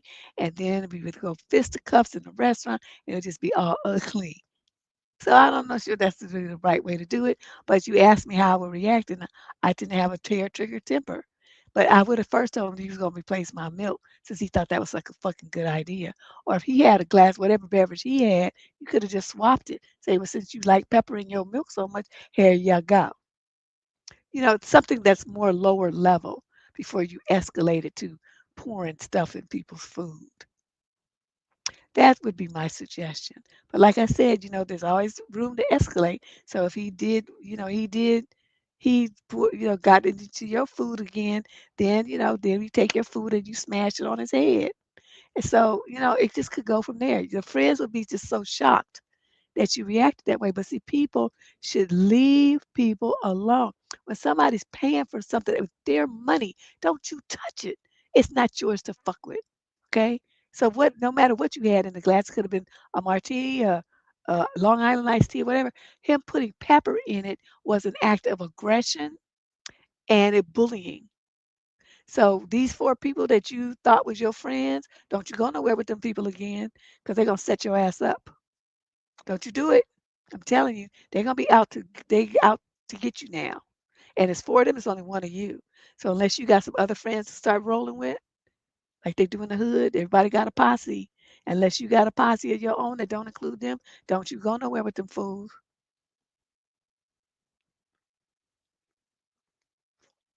That would be a mistake. What happened to my camera? Look at it showing the green screen.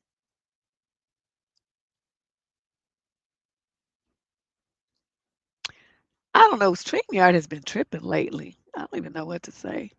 Which thing did I have up here? Oh, let's just use this one.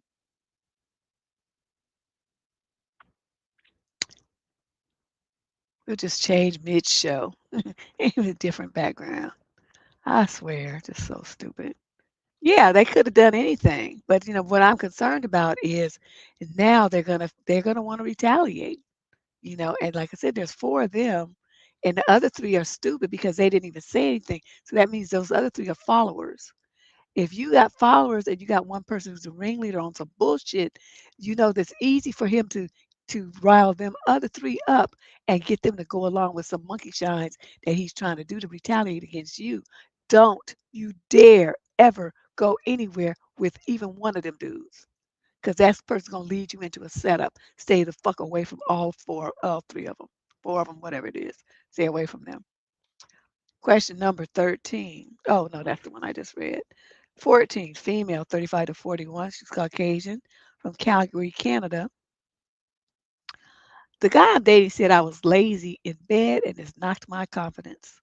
Hi, Deb. I'm 39 and I have battled my confidence issues for many years. When I met my longest relationship, he used to tell me that when we were young teens that I was rubbish in bed or didn't know what I was doing. When I hit my 30s, we separated. I dated a guy, and the Nook Nook was amazing, and I found my confidence.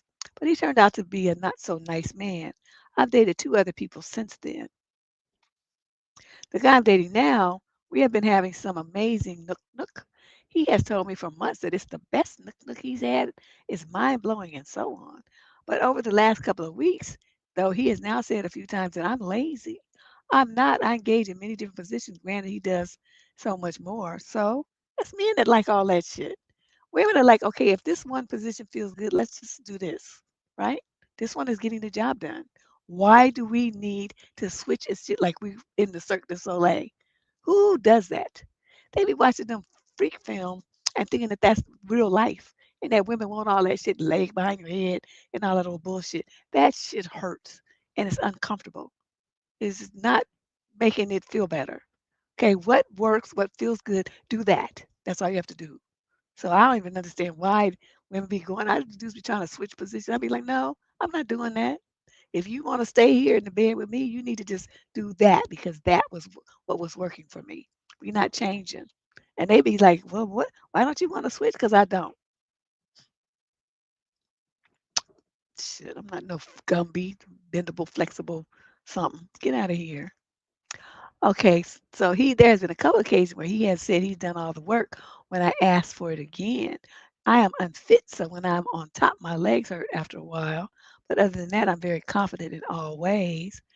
I'm now simply losing confidence because I don't understand how I can go from the best look he's had to I'm lazy and he does all the work. I have said, well, what can I do? And he's not giving me any constructive advice and just says I'm joking. Is this a red flag? We've been dating for around 4 months. I would cut him off. I'd be like, well, since I'm not meeting your needs, get the fuck out. I'm lazy and all of that. I'm not going to be trying to have a good time with somebody who doesn't appreciate what I do. Get the fuck out. And then, he'd be like, I'm just kidding. Well, I'm not. Take your raggedy dick and get out. Because this shit here is over. I'm not taking no man talking to me like that. You out your rabbit ass mind. Fuck out of here. These dudes just be killing me. And the stuff that they get away with, you guys just let them get away with this stuff. I wish a motherfucker would say some shit like that to me so I could lose my mind. Because, any reason will do for me. Any reason will do. Yeah, it's just going to escalate because she took it. You took it and you start worrying about it and fixating on it and condemning yourself and all that kind of shit. Oh no, see, Deborah, don't do that. Because in my mind, I am the most wonderful, perfect thing on two legs. And so if you do anything or say anything that contradicts that fantasy I have of myself, then what do I need you for? Right? You're supposed to be saying, yeah, baby, yeah. You right, you right. That's what I want to hear from you. Even if it's not true, we both know it's not true. But that's not the point. The point is, you're not supposed to do anything that makes me feel bad about myself. If you can't be neutral or say something nice, then you shut the fuck up. You know what I mean?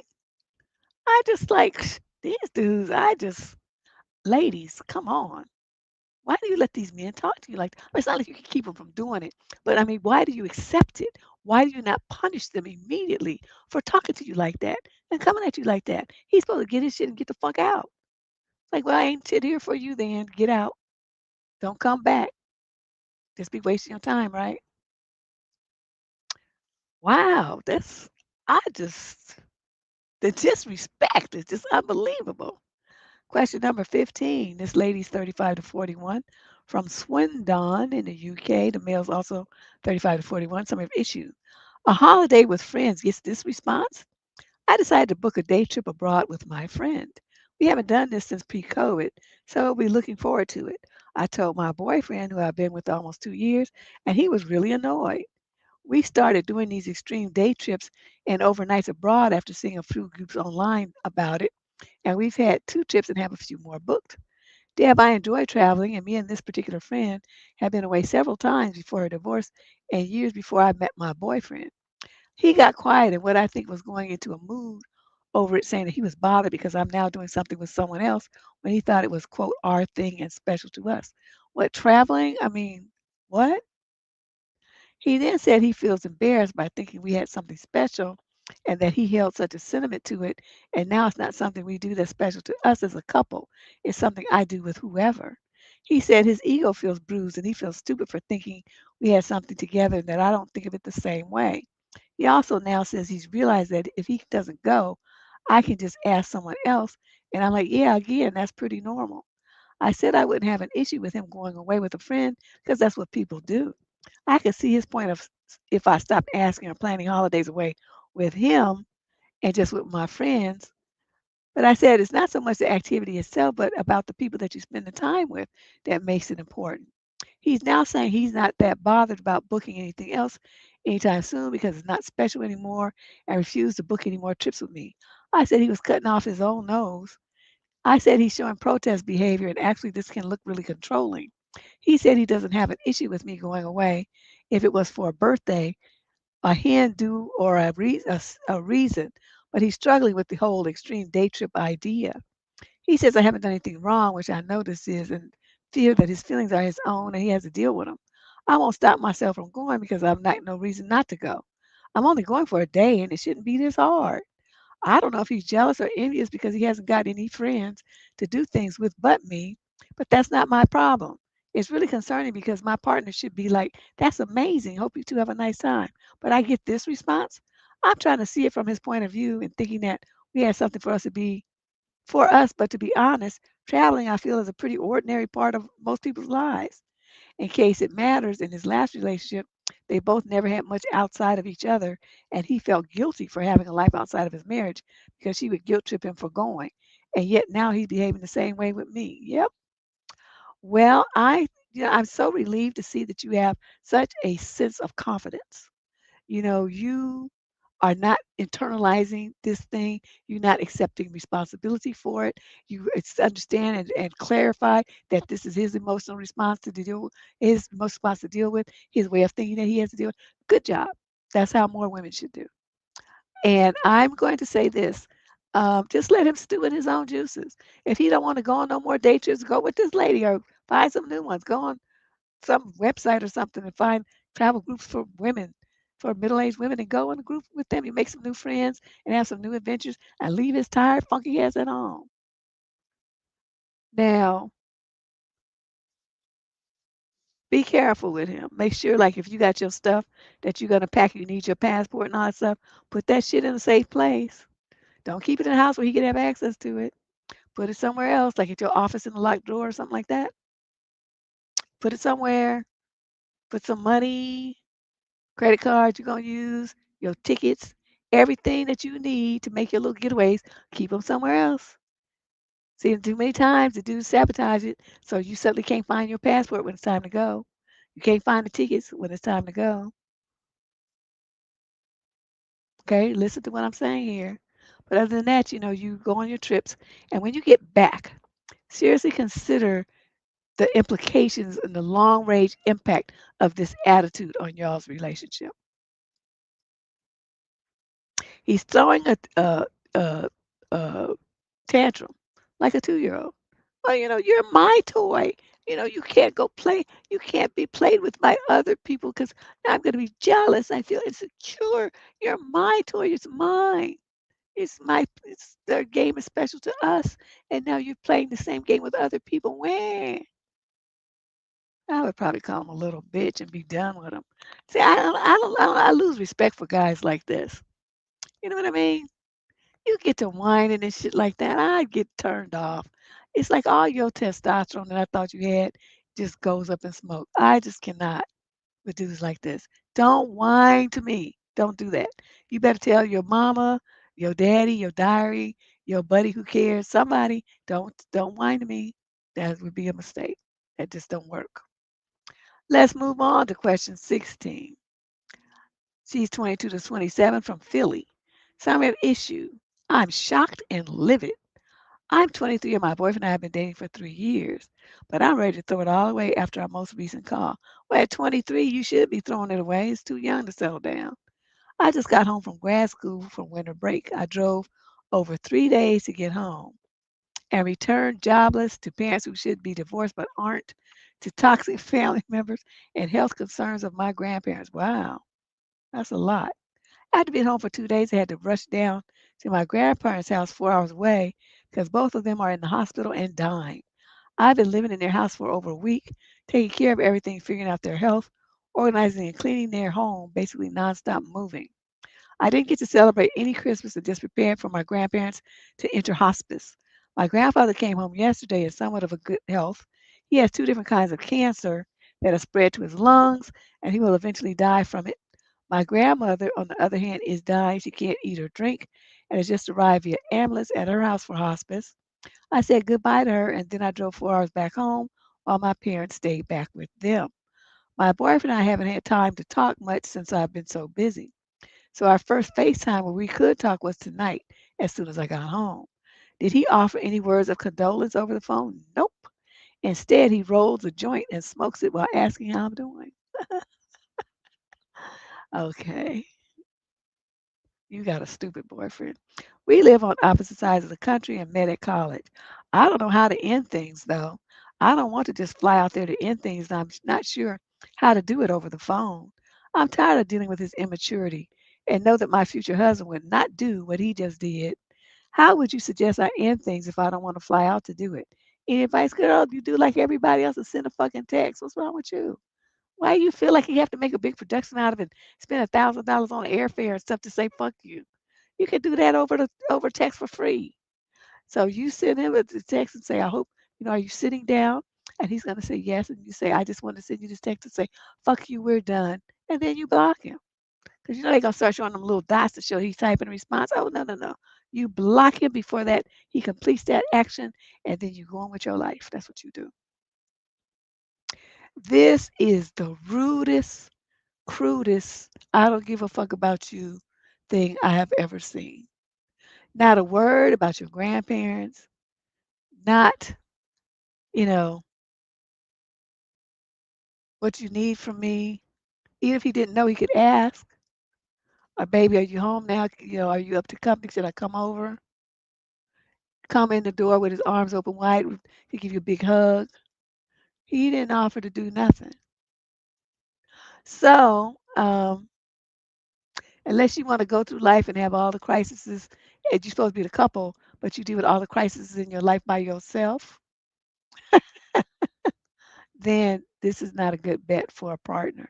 And I like the fact that you're looking not just at what's going on, but at the impact this behavior would have on your life together with this man. Good job. I think you did a good job there. Let's move on. Question 17. This lady's 20 to 34 from the UK somewhere. Summary of issue. I'm living with my partner and my kids. He has his own food cupboard, etc. Is this normal? I've been with him for 9 years, living together for 4. He has a child from a previous relationship, as do I. Mine lives with us. He's 12. He just has sleepovers twice a week. We have a mortgage together. He earns around 1,300 pounds a month more than I do, although I do get child benefit and 50 pounds per week child maintenance. All bills are split 50-50. Anything that gets spent on the house is 50-50, even down to small amounts. He does nothing to help me with my child, like lifts to school, etc. He hardly talks to him and does nothing with him. I have no help financially. He buys his own food and keeps it separate and will moan if my child uses something of his, like a towel or something. We never have any conversation about future goals. Everything just seems to be him or me.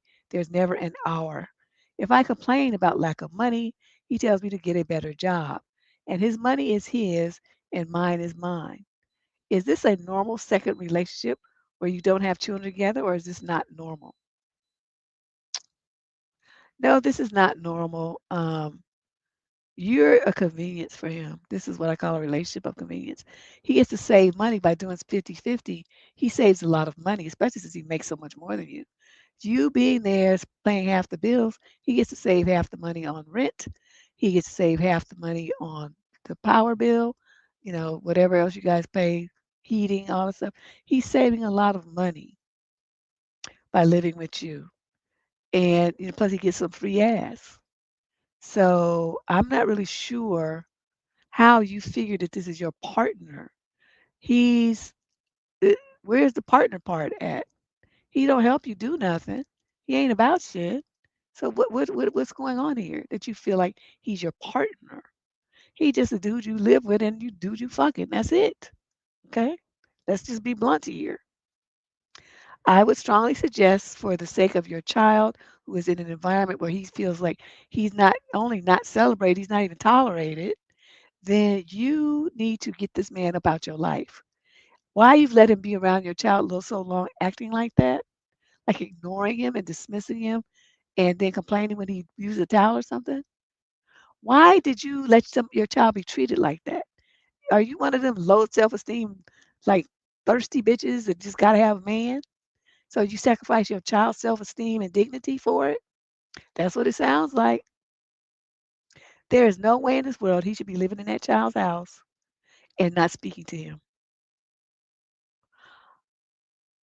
I don't understand what you ladies be thinking. I have to put on my intermission thing because I just heard the beeper. I'm making a loaf of bread, and you can't let it sit in a machine hot because it'll dry the bread out. And I forgot about it before I started the show. I should have done that either a lot earlier or not at all. Let me see. Where is it? Here it is.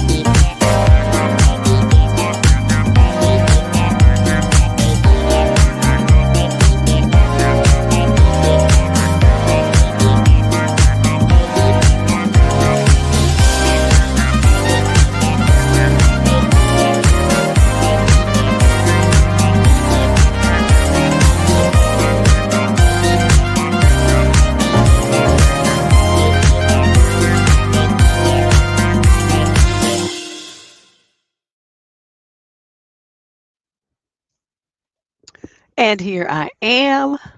I just dropped one of my earrings. Yes, my loaf of bread. I made some whole wheat honey bread and it looks really tasty.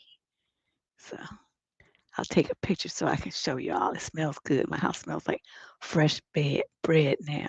Honey, I'm telling you, I don't even know, I don't even really eat bread that much, but since I bought this bread machine, I was just on the mission. I'll be breaking like I go to the client's office. I show up with a loaf of bread and a knife and some butter. I'll be like, "Oh, I brought y'all a snack," and they be descending on that bread like vultures, like they never ate before. It's just too funny.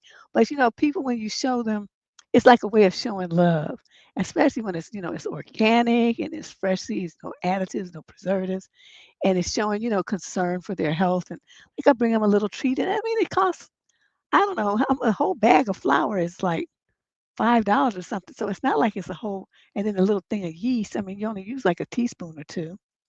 And and I just found that.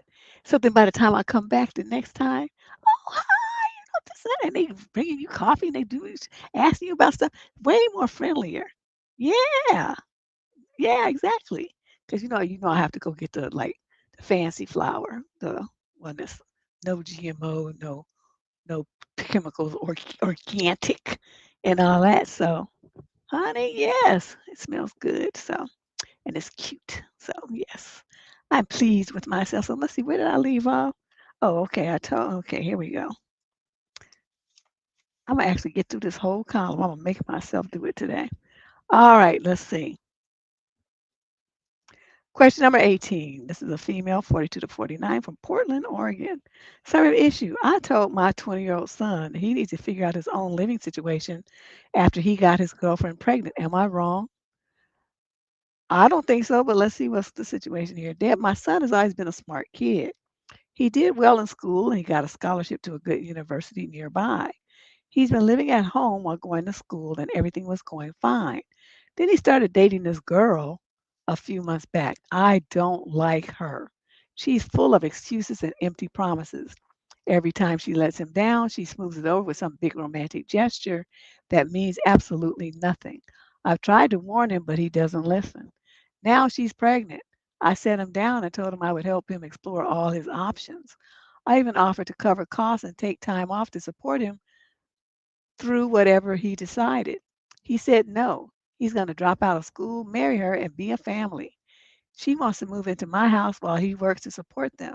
She's a cashier and doesn't go to school. Oh, I see the game. All right. I literally laughed. I couldn't help it. He got mad. You doesn't it's like I'm looking into a mirror. He told me that since she's not moving in, I need to step up and help more with the baby when it comes. You need to see Kiki. Help like babysitting all the time and being a full-time support system. This kid has always been level-headed. I don't know where this is coming from. I told him straight up that if he thinks he's grown enough to have a baby and get married, then he needs to move out and handle being an adult with his girlfriend. I raised the kids I wanted to raise. I don't want a baby living in my house again.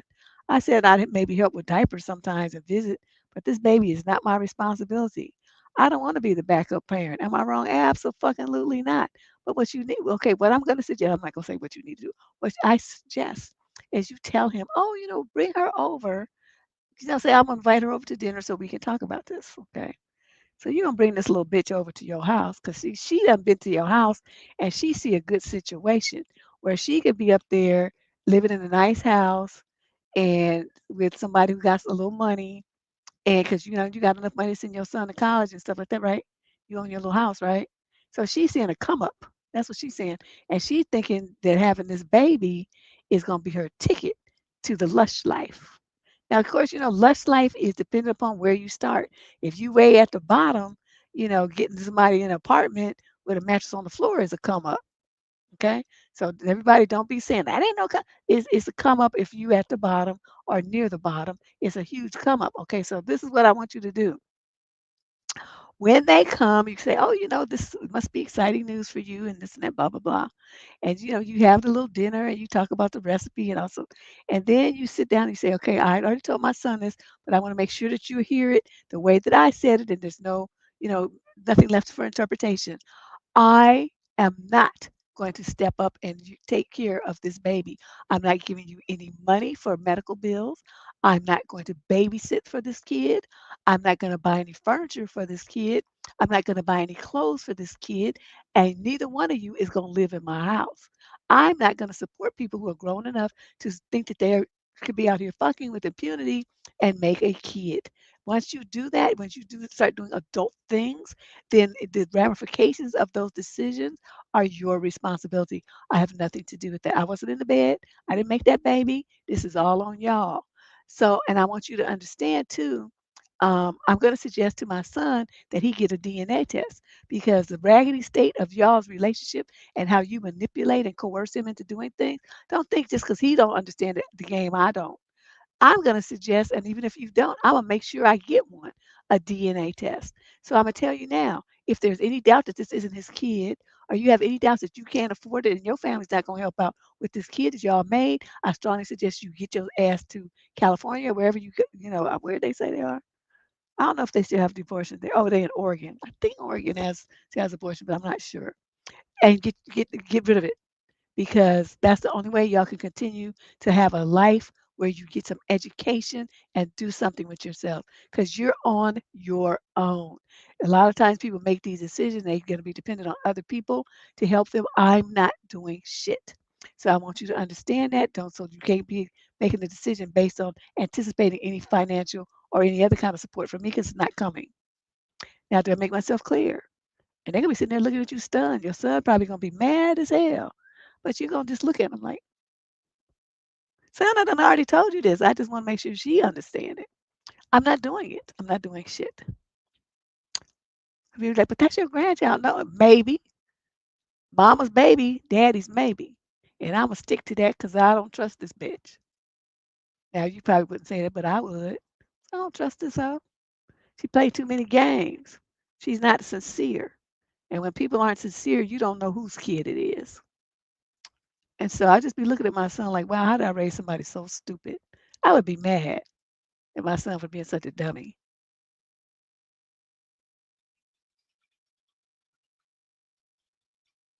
Mm-mm. I just don't get it. I would be highly disappointed and pissed. Well, he done got some pussy and then he done lost his mind. That's what it is. It's probably his first piece where she sound like she pretty experienced. And he got some and she turned his ass out. Now he don't know what to do. He don't even know which end is up. Ooh, question number 19. This is a female 22 to 27 from New Mills, Derbyshire in the UK. Male 28 to 34. Some have issue.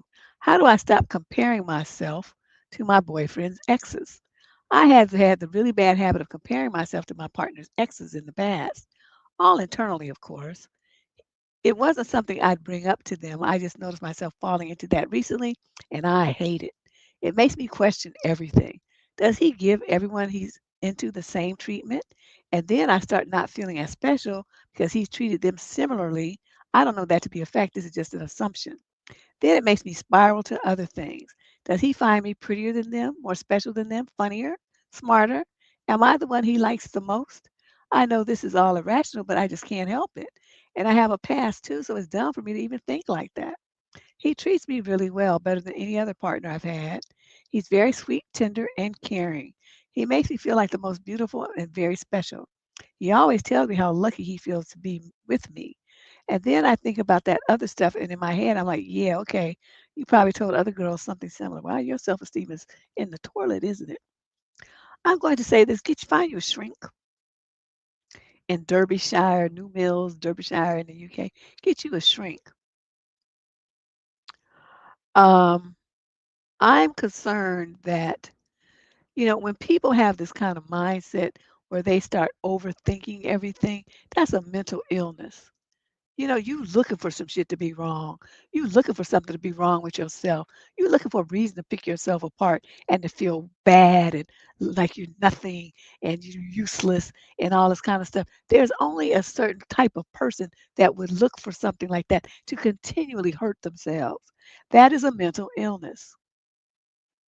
See, obviously, I probably have some mental illness too, because I don't think nothing's wrong with me. I'm sure other people would disagree, but who cares what they think? Who told them they could think anyway? That's always been my attitude. The only person whose opinion counts about me is me. So, and you on the opposite end, everybody's opinion counts about you but yours. This is kind of interesting. So I'm going to suggest that you do that. And, there's no point in comparing yourself to ghosts of the past. You'll never get an answer. You can never confront them and resolve anything because they're ghosts. They're not tangible. They're people that were there and gone before you even came on the scene. Dude might not even remember them bitches' names, but here you are condemning yourselves and criticizing yourself and making yourself not even measure up based on your fantasies. Are you guys hearing this? This is not even reality. This is all her conjecture that these are messages she's given to herself of being less, of being not enough, of being a failure. So that's why I say, you need to see a therapist. You need a therapist because this is not normal thinking. And anybody listen to this, if this is how you think about yourself, hop your ass up on somebody's couch and start talking and getting result working that through. Because this kind of shit here will destroy your life. You will constantly make stupid decisions because you're seeking to make these kind of thoughts about yourself come true. That you might not understand that, but we manifest what we believe. So if you believe that you ain't shit, that's what you're gonna make happen. If you believe that you are the shit, you're gonna make that happen too. So get you some mental health help quickly, please, quickly. Question number 20. This young lady's 50 to 56. She's a Cancer from New Jersey. Summary of issue. Dating advice should have stayed. I don't believe that comes with time. Should I have stayed? I don't believe that. Okay, I don't know. I was seeing a man who was a friend first. He treated me like a queen, perfect in almost every way, but I have absolutely no physical attraction to him. Am I wrong for breaking it off? Nope. Is there any way that would grow with time? I just don't think so. And felt I was stringing him along. I couldn't ever see myself sleeping with him, ever. So am I superficial? I should have just sucked it up and tried to sleep with him. I don't know, but now we're not even friends. No, you shouldn't have sucked it up and tried to sleep with him anyway because you had no attraction to him at all. And it's great that he treated you like a queen, perfect and everything. But that's what dudes who don't have no heat have to do. They're trying to balance the scales. Dudes that come in the door and they fine as fuck and they tall and handsome and built up nice and talk to you like they got some sense and they're funny and they got dimples and they got the little man beard and they got shit going on. You just look at them and you be like, oh my God. Okay, the heat is there. So then building from the heat, which is draws you to the person, you find out what else there is to sustain the relationship. If you don't even have that initial attraction, you never get to stage two because you don't even want to. You don't want to spend any time with that person. They just not gonna happen. And that's what I keep trying to get dudes to understand. It's great that you sit there and you a four and you dream about being with somebody who's a nine or ten. I'm not saying you can't fantasize like that, but don't get mad because you can't attract it, and don't get mad at the girls because she don't want you. You're going outside of your range.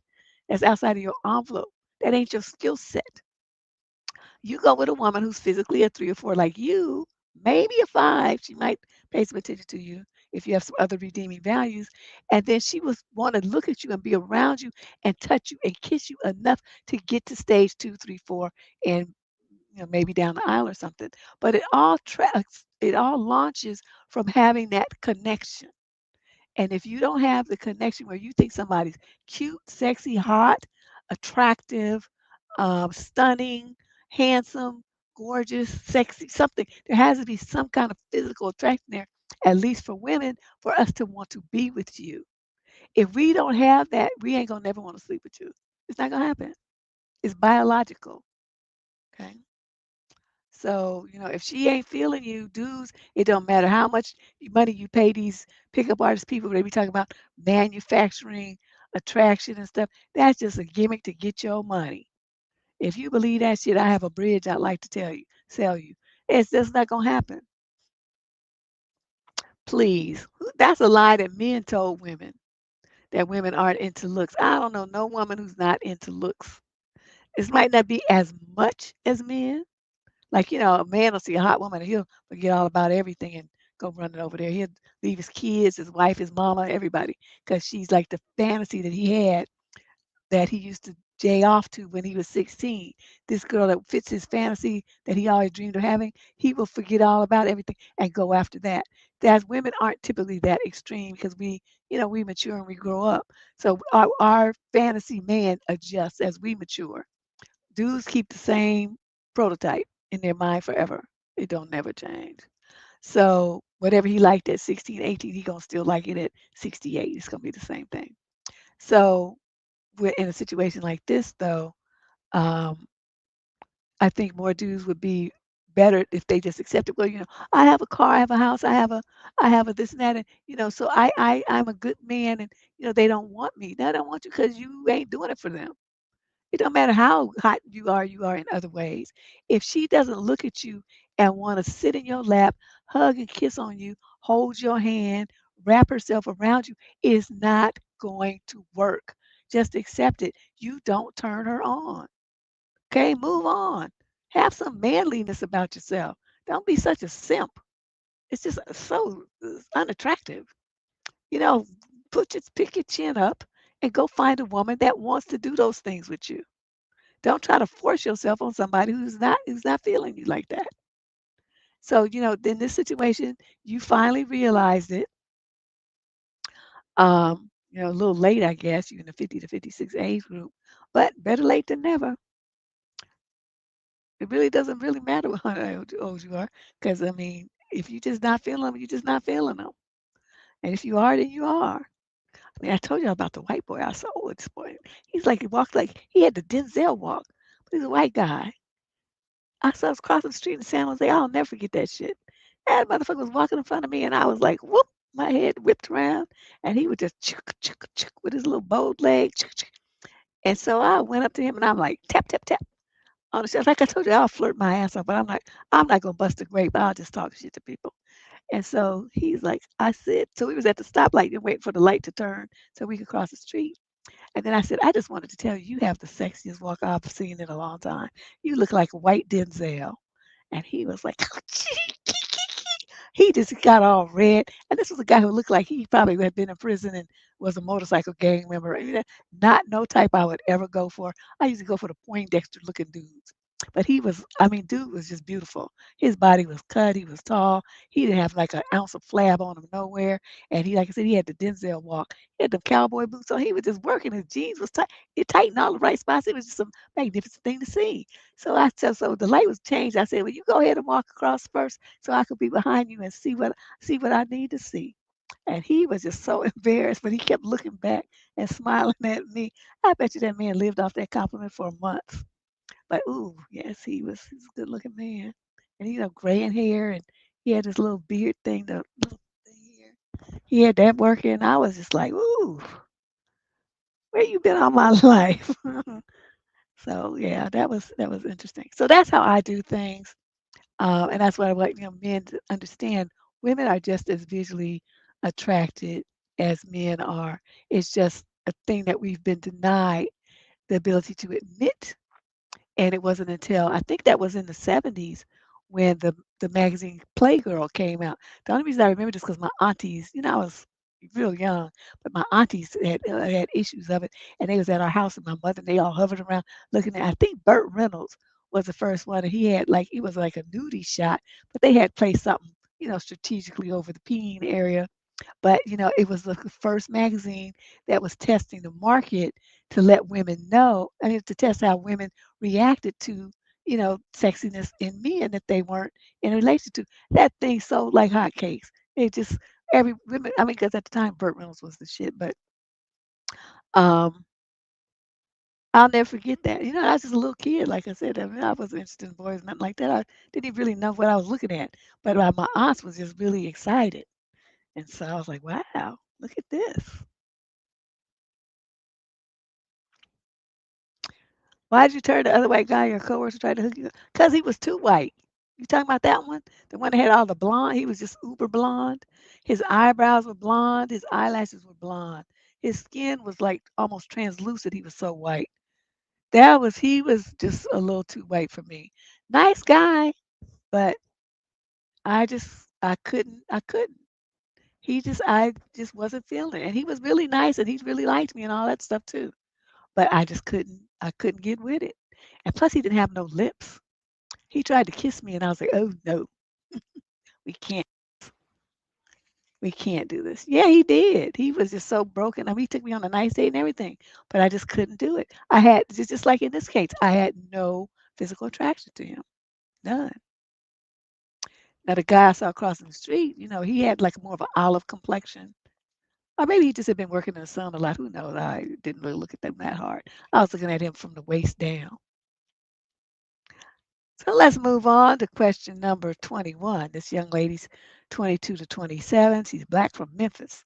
So I told my 88-year-old great aunt about my auntie's boyfriend who tried to make a pass at me when I was 14, and now all hell has broke loose. When I was between 12 and 14, my aunt's boyfriend, who was in his 40s at the time, tried to groom me. Long story short, during the span of 2 years, this man texted me nonstop, took pictures of me without my consent, called me cute, sexy, pretty, and even sent explicit stories to me. Wow. I finally called him out when I was 14, and my aunt told me that I didn't need to tell my parents. So for several months, I didn't tell my parents about the situation, and my aunt still brought her boyfriend around me, even though she knew he was speaking to me inappropriately. Wow. During this time and for months after this happened, I blamed myself and thought that the entire situation was my fault. I eventually told my dad, who confirmed to me that what my aunt's boyfriend was doing was extremely inappropriate. My dad told me that my aunt's boyfriend was speaking to me the way that a man would speak to a woman he was pursuing. So what did your raggedy ass daddy do about it though? A year after this all happened, my aunt's boyfriend then impersonated me on a messaging app using pictures of me and a fake name to, I presume, catfish other people. I'm 24 years old now. This whole situation rubbed me the wrong way.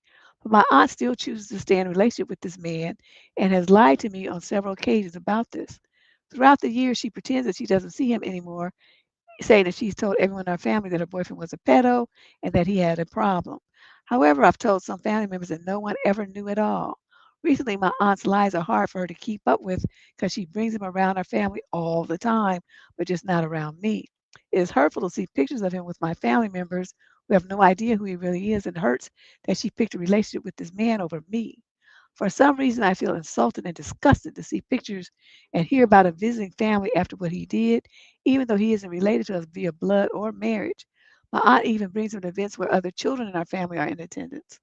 My family, my 80-something-year-old cousins, my younger brother, 20, my mother, and my 88-year-old great aunt were at a snack place today. I blurted out that my aunt's boyfriend made a pass at me and was interested in children. My cousins were disturbed and made a few jokes about my aunt's boyfriend. I didn't have an issue with their response because I enjoy dark humor. But my great aunt got so angry at me and told me that I wasn't allowed to come around if I was going to talk about her niece, my aunt like that, and that my aunt's boyfriend was nothing but nice to my great aunt. What did that got to do with how she treated you, though? How he treated you, though? She even said that I was in my 20s, so it wasn't a problem if he tried to get with me, and I should have just said no. I explained to her that I was 14 at the time and that he did was completely out of line and inappropriate. I even mentioned that I couldn't stand seeing pictures of my aunt's boyfriend with my family without them at least knowing what he did and who he is as a person. Okay, so blah, blah, blah, blah. Now my great aunt won't answer my mom's calls, and we have never seen her this angry before. My mom thinks I should apologize because my great aunt is 88 and is part of the generation where respecting your elders is crucial. But I feel that I stood up for myself and maintained that what happened was true. I never said anything about my aunt. I was literally talking about her boyfriend. I do think that it may have been inappropriate for me to talk about what happened in public, but I'm a lot more open about trauma in my life, and I have no problem talking about it at a snack bar or a town I don't call home. This didn't seem to be my great aunt's issue, though. She was upset that I said anything, quote, negative about her niece. I worried that this situation ruined my mom's relationship with her aunt. I'm not concerned about my relationship because I wasn't that close to her anyway. But my mom was. So was I wrong? Nope. And if your mom Had any sense, she would hope that this ruined the relationship because she shouldn't want to have a relationship with a woman like that, whether you're related or not. So stop this. Stop this. You say that you're dealing with your trauma and all this shit here, but you are still trying to take the blame for what other grown folks choose to do. That's your mother and your aunt's relationship. Don't have shit to do with you. Okay, those are two adult women. You don't have you're out of this. You told the truth, let it land. And let it be what it be. That's it. That's all you can do. Now, what you should do though is um with your other relatives is um if they start bothering you about it, say, look, I mean, what it sounds like to me is you more interested in protecting the person who knows that their mate is a pedophile and still wants to bring them around kids. You're more worried about her reputation for choosing to do some dumb shit than you are with protecting the children in the family. So fuck you, and fuck you. All you bitches are just stupid because, when you have people that do stuff like that and believe that that's the way they should put their energy, that usually means that something like that happened to you and you just want somebody else to be a victim too. That's what that usually means. People don't like to understand that. They don't want to accept that, but that's what that usually means. You see, it can't be bad. It can't be something that they can blame on someone, that someone has to take responsibility, because then that would mean that whoever they told about their situation didn't respond appropriately either, and so then they have to deal with all these feelings that come up. So the only way to protect themselves from having to deal with all the feelings that come up is to deny that it's a problem and to make it your fault for the person's fault for doing what they did. That's how that goes. So, yeah, this is some bullshit. But I want you to stop trying responsibility for your mother and your auntie's relationship. And I would take that every opportunity. I would put it on social media and stuff. When I was 12 years old, my aunt's boyfriend was doing this and that. And then when I told them about it, what she tried to do is tell me not to tell my parents. Luckily, I didn't listen and I told them anyway. I would put that all over social media. I would humiliate her and him too. And then all them aunts is trying to protect the story and keep it from, because they don't want your auntie to be wrong, but she is wrong. There's other small children, and make sure those children's parents know what kind of person this is, and that your auntie's bringing this man around their daughters. Okay, you have an obligation to do that. Now, if they still bring the kids around them, that's on them. But at least this way, they can never say that they didn't know. Okay, that's the main thing with parents. They have to know. So this lady's question 22. This lady's 42 to 49. She's Caucasian, she's white from Leeds, England, and an Aquarius. So her issue dumped by text again. I'm looking for an outside perspective because my head is all over the place and I don't trust my own judgment right now. We're both in our mid 40s. I met my partner at the start of 2023. That period of my life turned out to be very difficult. Unfortunately, I had a new job, it was a bad move, and I was stuck in it for a fixed period. When my mom died in 2024, I really struggled with a very physically and emotionally demanding job and grieving for her at the same time. I was a bit of a mess, to say the least. He finished things by ghosting me. I then had therapy for about 5 months, which is the best thing I've ever done. 6 months later, he reappeared out of the blue, said he missed me and wanted to try again. I was very, very hesitant, but eventually agreed. Dummy. We've been back together for about 5 months. Overall, it's been really good. I'd missed him and I hadn't stopped loving him. Last weekend, we both had a drink. I tried to initiate some look, but he didn't want to. I felt rejected and sulked a bit. No shouting, no aggression, no coercion, just a bit awkward and sloppy. I apologized the next day and thought we'd moved past it. But a few days later, he came to my house saying that he'd been feeling anxious and awful since that night. I felt blindsided because up until then, his texts had been completely normal and lighthearted. During that conversation, he said that he finds it very hard when I'm emotional, and at one point said, I think you might have a mental disorder. Wow. He later apologized for that. We were honestly just having what I would class as a regular conversation. A bit animated at the start because I felt a bit ambushed, but there were no raised voices, just talking about how we both felt. I asked him if he found his current situation difficult, and he said it was almost unbearable for him. But there we were just talking. Communication from then on was normal texting, etc. But a few days after that, he ended the relationship by text, saying that he felt anxious and unsafe. and that he wouldn't be continuing the conversation. It was really robotic. Being dumped by text message again is absolute shit. He must have blocked me because my reply hasn't been delivered. I just feel like this is just so disproportionate.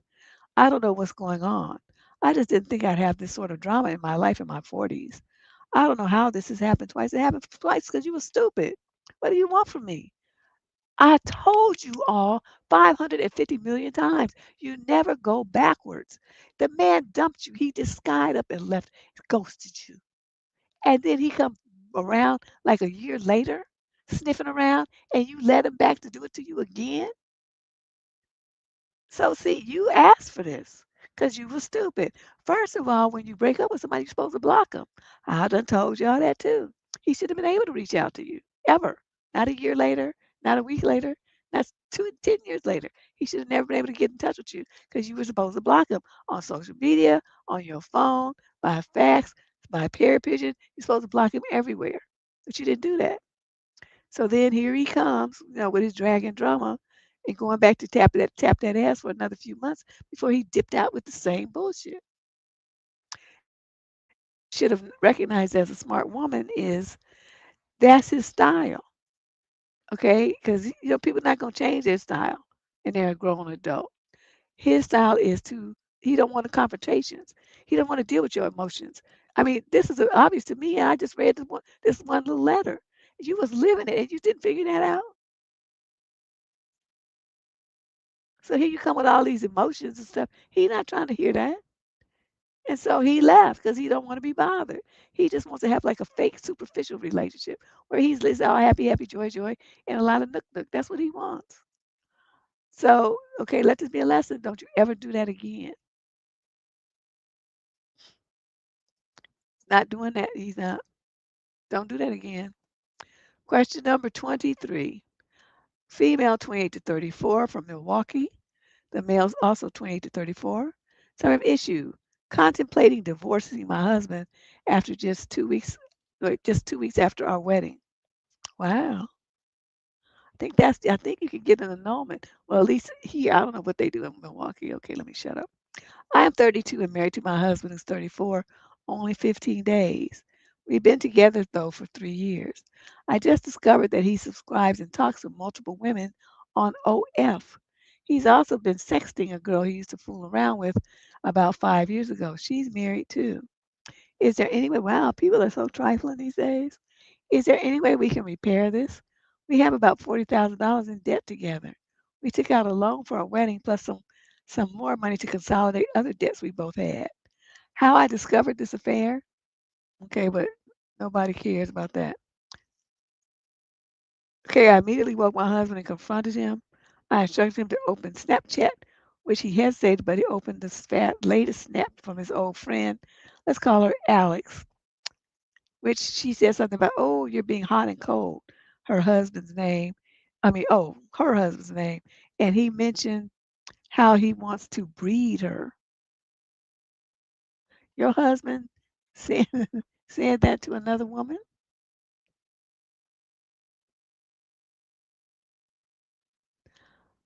We have screamed and cried for several days now. I'm so scared to divorce, but honestly, what choice do I have? Is there any way we can salvage this? What can I ask my husband to do to begin repair? He's remorseful and scared to lose me, but he's also not pursuing me or comforting me like I asked him to at this time. He's also self harms when we argue or just shut down when I try to talk to him. We're both alcoholics. Wow. This story is going from bad to worse. We both attend therapy, and he takes meds for ADHD and depression, and I take meds for depression and anxiety. Okay, here we are, two nutcases, misfits that never should have got married. What y'all do that for? I would, if I were you, I would go and I would consult an attorney. It's, usually a 15-minute consultation about annulments and divorce if you've only been married less than 30 days. See what they have to say. And then, you can fill out the paperwork at the courthouse yourself. It's not no big deal. And you're going to divide the debt half and half. So you're going to walk away. You said 40,000. So you're going to have $20,000 worth of debt. And he going to have $20,000 worth of debt. And then you all going to split up. You can start to mitigate some of that by selling some of those, like sell the wedding dress, sell some of the wedding gifts that you got, or return them to people. That's probably more civil. Return them to people. But if you can't return them, then sell them on eBay or something. Facebook Marketplace maybe. And then just start working to pay that shit off. And then in the future, make sure before you try to enter any kind of relationship that requires wholeness, that you are whole. Because with you guys both being alcoholics and suffering from depression and anxiety and ADHDism and all this shit y'all got going on, there's no way in this world you should have ever got married. That's too much under one roof. See, I don't do affliction. So yeah, debt, alcoholics, button, alcoholics. Both of them is depressed. She got anxiety and he got ADHD, and they both drunks. Ooh, I cannot with these people. I just don't get it. I don't know what else to tell you, girlfriend. Question number 24. Wow, that's after being married only 2 weeks. But see, that would take me out. I'm telling you, I see a message my husband sent to some woman talking about he want to breed her. It's a wrap. I'm going to my attorney. You hold that thought. Let me get my keys and put on my flip flops. I'm going to the nearest lawyer's office, and this shit here is over. That's so remarkably disrespectful. I just can't even imagine how I would stick around to tolerate some shit like that for even another 5 seconds. Yes, go on shade with them exes. I'm trying to tell you. So question is our next to last question, I think. Let me just double check. Oh, why is it so long?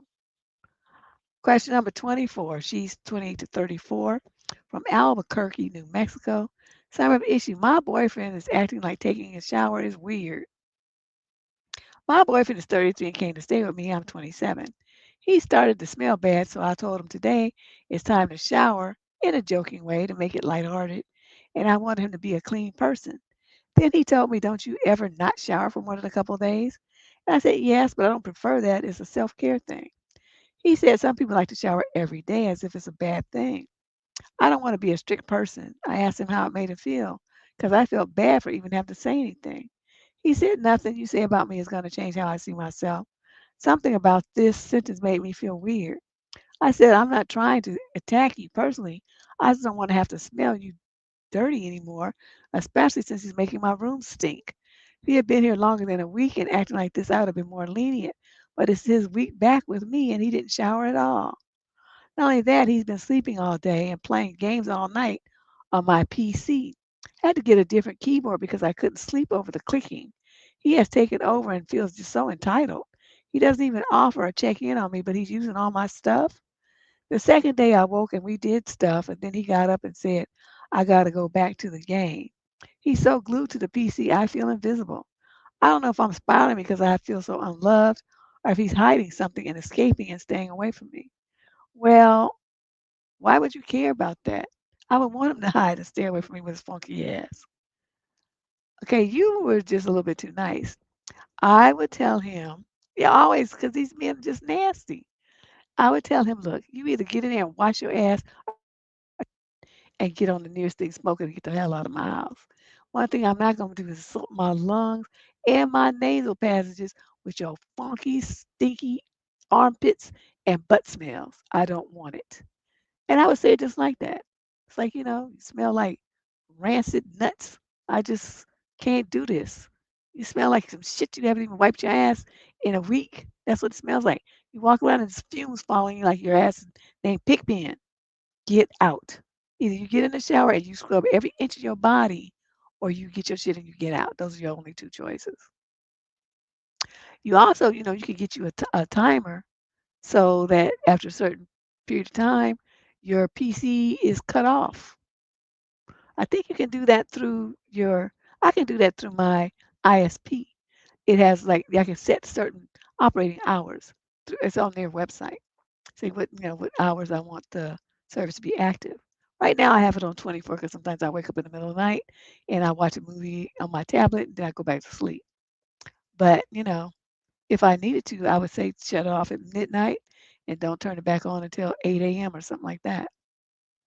So, look into that and see if you can have set up something like that. So it'll turn off and then his ass won't have no, he'll have to go to sleep or play on his phone, which is quiet. They don't teach hygiene in school anymore. We used to have, it was called health. I think it was called health class. Yeah. But say it's a no for her. Yeah. You know, the toe smell, the butt smell, the pit smell, the breath smell. That's too many scents. The feet. Mm-mm. Dude, you got to go. You stink. All right, listen, I got through the whole column. Lesson 25, question 25. This young lady's 22 to 27. No location was provided. So I have an issue. Please help me move on from a manipulative guy. I've blocked him, but for some reason I feel guilty. I'm 22 and I knew this guy who's 25 online for around 7 months. Knew as in talking every day, situationship kind of stuff. Being there for each other emotionally, sexting sometimes and all of that. Why would you do that? In the end, he started getting manipulative and I blocked him. It's been almost 3 months since then. Now I keep feeling bad for blocking him. Like I feel I should have given him closure when at the back of my mind, I know unblocking him and giving him access to my life would just help him with the manipulation. I still do believe that. This is the third time he got blocked. The second time I blocked him was because he used my childhood trauma against me and called me names. I was vulnerable during that time. I just unblocked him after a week. Within a few minutes, he texted. I texted him too and asked if he needed closure. He said he didn't, and we talked for some time. I already did tell him at the end of the day that I don't want to continue this. My mom fell sick, and I ended up confiding in him. Later, he confided in me that a close friend of his had died. He sent a screenshot confirming that. Of course, I couldn't end things with him then. Why not? What's that got to do with you? I still don't know if that was true or not, but a week later, when I tried to end things again, he said I was emotionally stunted and whatnot from wanting to leave him in such conditions. I believed him. This has taken a huge blow to my self esteem for a person like me who values these things. He then started initiating phone nook nook, and I gave in after a lot of asking. He was asking for a few days, but I didn't want to since I was already feeling unsafe with him from a few months ago. But I gave in, and needless to say, he wanted degrading nook nook. I I had already told him that I wasn't into it anymore, but that day I gave in, believing the voice in the back of my head that said I deserved it as a penance. I don't know because I never had that thought. 2 days later, I blocked him in the middle of a conversation. Those 2 days were hell on earth. I felt like joy was sucked out of my life. I couldn't eat, I couldn't sleep properly. It was affecting my academic life. Even after the blocking, I felt afraid of men for quite some time. Other things in the 7 months that I knew him that he did. Past misogynistic comments saying that he would never do those things, but that they were justified. He told me not to trust him that much and so much more. The thing is, I know he was wrong. He was manipulative. He was a narcissist. He said so himself. But I still feel bad for blocking. I don't know how to move on from this. God, you're dumb. Yet sometimes end up feeling maybe I was wrong. Maybe I overreacted somehow. Sometimes I feel regret, sometimes anger. Sometimes I want revenge. Sometimes I feel empathy for him, and sometimes I feel he moved on. I've moved on rather. Please help me how please help me deal with these feelings. I'm at home most of the times with no work because maybe it's the loneliness that's exaggerating these feelings. Okay.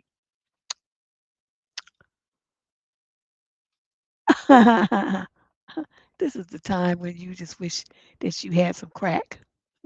Because crack or Calgon, something to take me away from this. Okay, let me explain something to you. First of all, you's about the dumbest thing on two legs. You stupid as hell. I see why he uh wants to manipulate you because it's fun. It's entertaining to deal with somebody this dumb. You, madam, um, are just like a brand new baby or something to be in the 22 to 27 age group. You done blocked a man a couple once. Okay, after you unblocked him, why would you unblock somebody that you blocked? My block list on Facebook, I don't even know who them people are. It's about 1,500 names on there. I dealt with somebody one time and they said something I didn't like. Block. I don't even really go on Facebook that much, but Facebook used to be the spot. And so, yeah, it's yeah, way over 1,000, like closer to 2,000 people. I don't even know who they are, but they say one thing on one of my posts I didn't like, I would block them. I'm not trying to deal with that. I didn't want the ladies coming to my page to deal with it either. Okay, so you unblocked him, so you just reopen the door for yourself to be victimized again, and then you want to act like it's something shocking. Then he gonna lie and tell you a friend of his died. You were supposed to say, "Good, I wish it was you." That's what you should have said. Then he would be like, "Oh shit, she know my game." He probably would have laughed because he would have been busted. But no, you took it all seriously, and you tried to end things again. He said you was emotionally stunted for wanting to leave in such conditions. Like, I'm leaving you in this condition because I hope you die. I don't really give a shit about you. I want you to understand you're a fuck up. You're stupid and you're ugly and you're dumb. So yeah, I don't want you calling me. I don't want you texting me. I don't want nothing to do with you. Okay, so yeah, that leaving you in an emotionally stunted position, whatever you said, that's fine. I don't really give a shit what you think. The main thing is that you be out of my life. So I win and winner, chicken dinner. Okay, so then but you feeling like you're gonna attack yourself and like turn that into something about just attacking yourself and it's hit your self-esteem. Okay, so then you even double down on the stupidity by he started you still talking to him now. You done already blocked him in several times. He done said some disrespectful weird shit to you, but you still talking to him anyway. So then you give in when he starts trying to initiate phone nook for free instead of paying that 5.99 a minute to the people that's in that business. That's what you should have referred him to. Cheap bastard. So you give in even after saying no, no, no. Worst mistake women can make because men then know that you don't mean what you say and they don't have to listen to you. They don't have to pay attention to your no. So then, you saying you was already feeling unsafe, but yet you gave in anyway. And this is on the goddamn phone. He's nowhere in your presence where you need to feel threatened or something. He's on the phone and you still gave in to him. What the hell is wrong with you? Okay, so then and then it became degrading. And you gave in to that too. Talking about, well, I deserved it.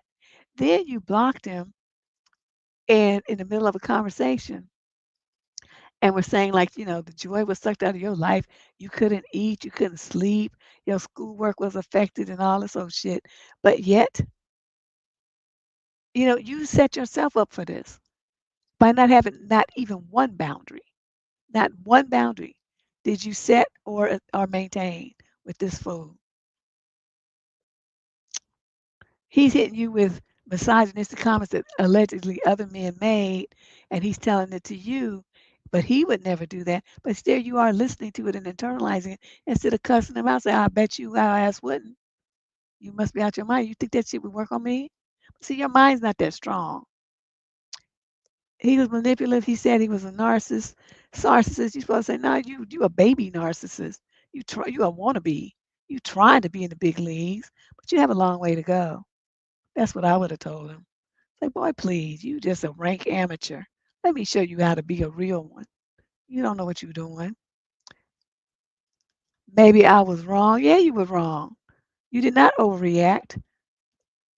You underreacted. But the main thing, the problem I see with you is you don't take care of yourself. You be too worried about this man and what he's thinking and what he wants and to call him up talking about, can I give you closure? Fuck that motherfucker. Who cares if he gets closure or not? Why are you even wasting your breath saying that? Yeah, and that's the thing about it is closure is a female concept. Y'all be telling each other that shit. Men don't need closure. They're done as soon as they decide they're done with you. It's over. They move on. Probably already got somebody waiting in the wings. And they don't need closure from you. So for you to do all this emoting and trying to be all helpful and giving in to him all the time, it's basically you show yourself to be a spineless worm, a doormat, a fool, And so please let me explain that to you. That's not how dating works. When a man sees you like that, you that easily to manipulate, he doesn't feel safe with you investing in you emotionally because he knows if he could get at you for doing all these tricks, so could somebody else.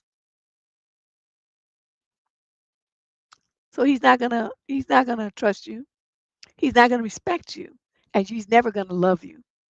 So you also need to go and get yourself some mental health counseling. See a therapist. Um, yeah, these girls tonight. Oh my God, they just sad.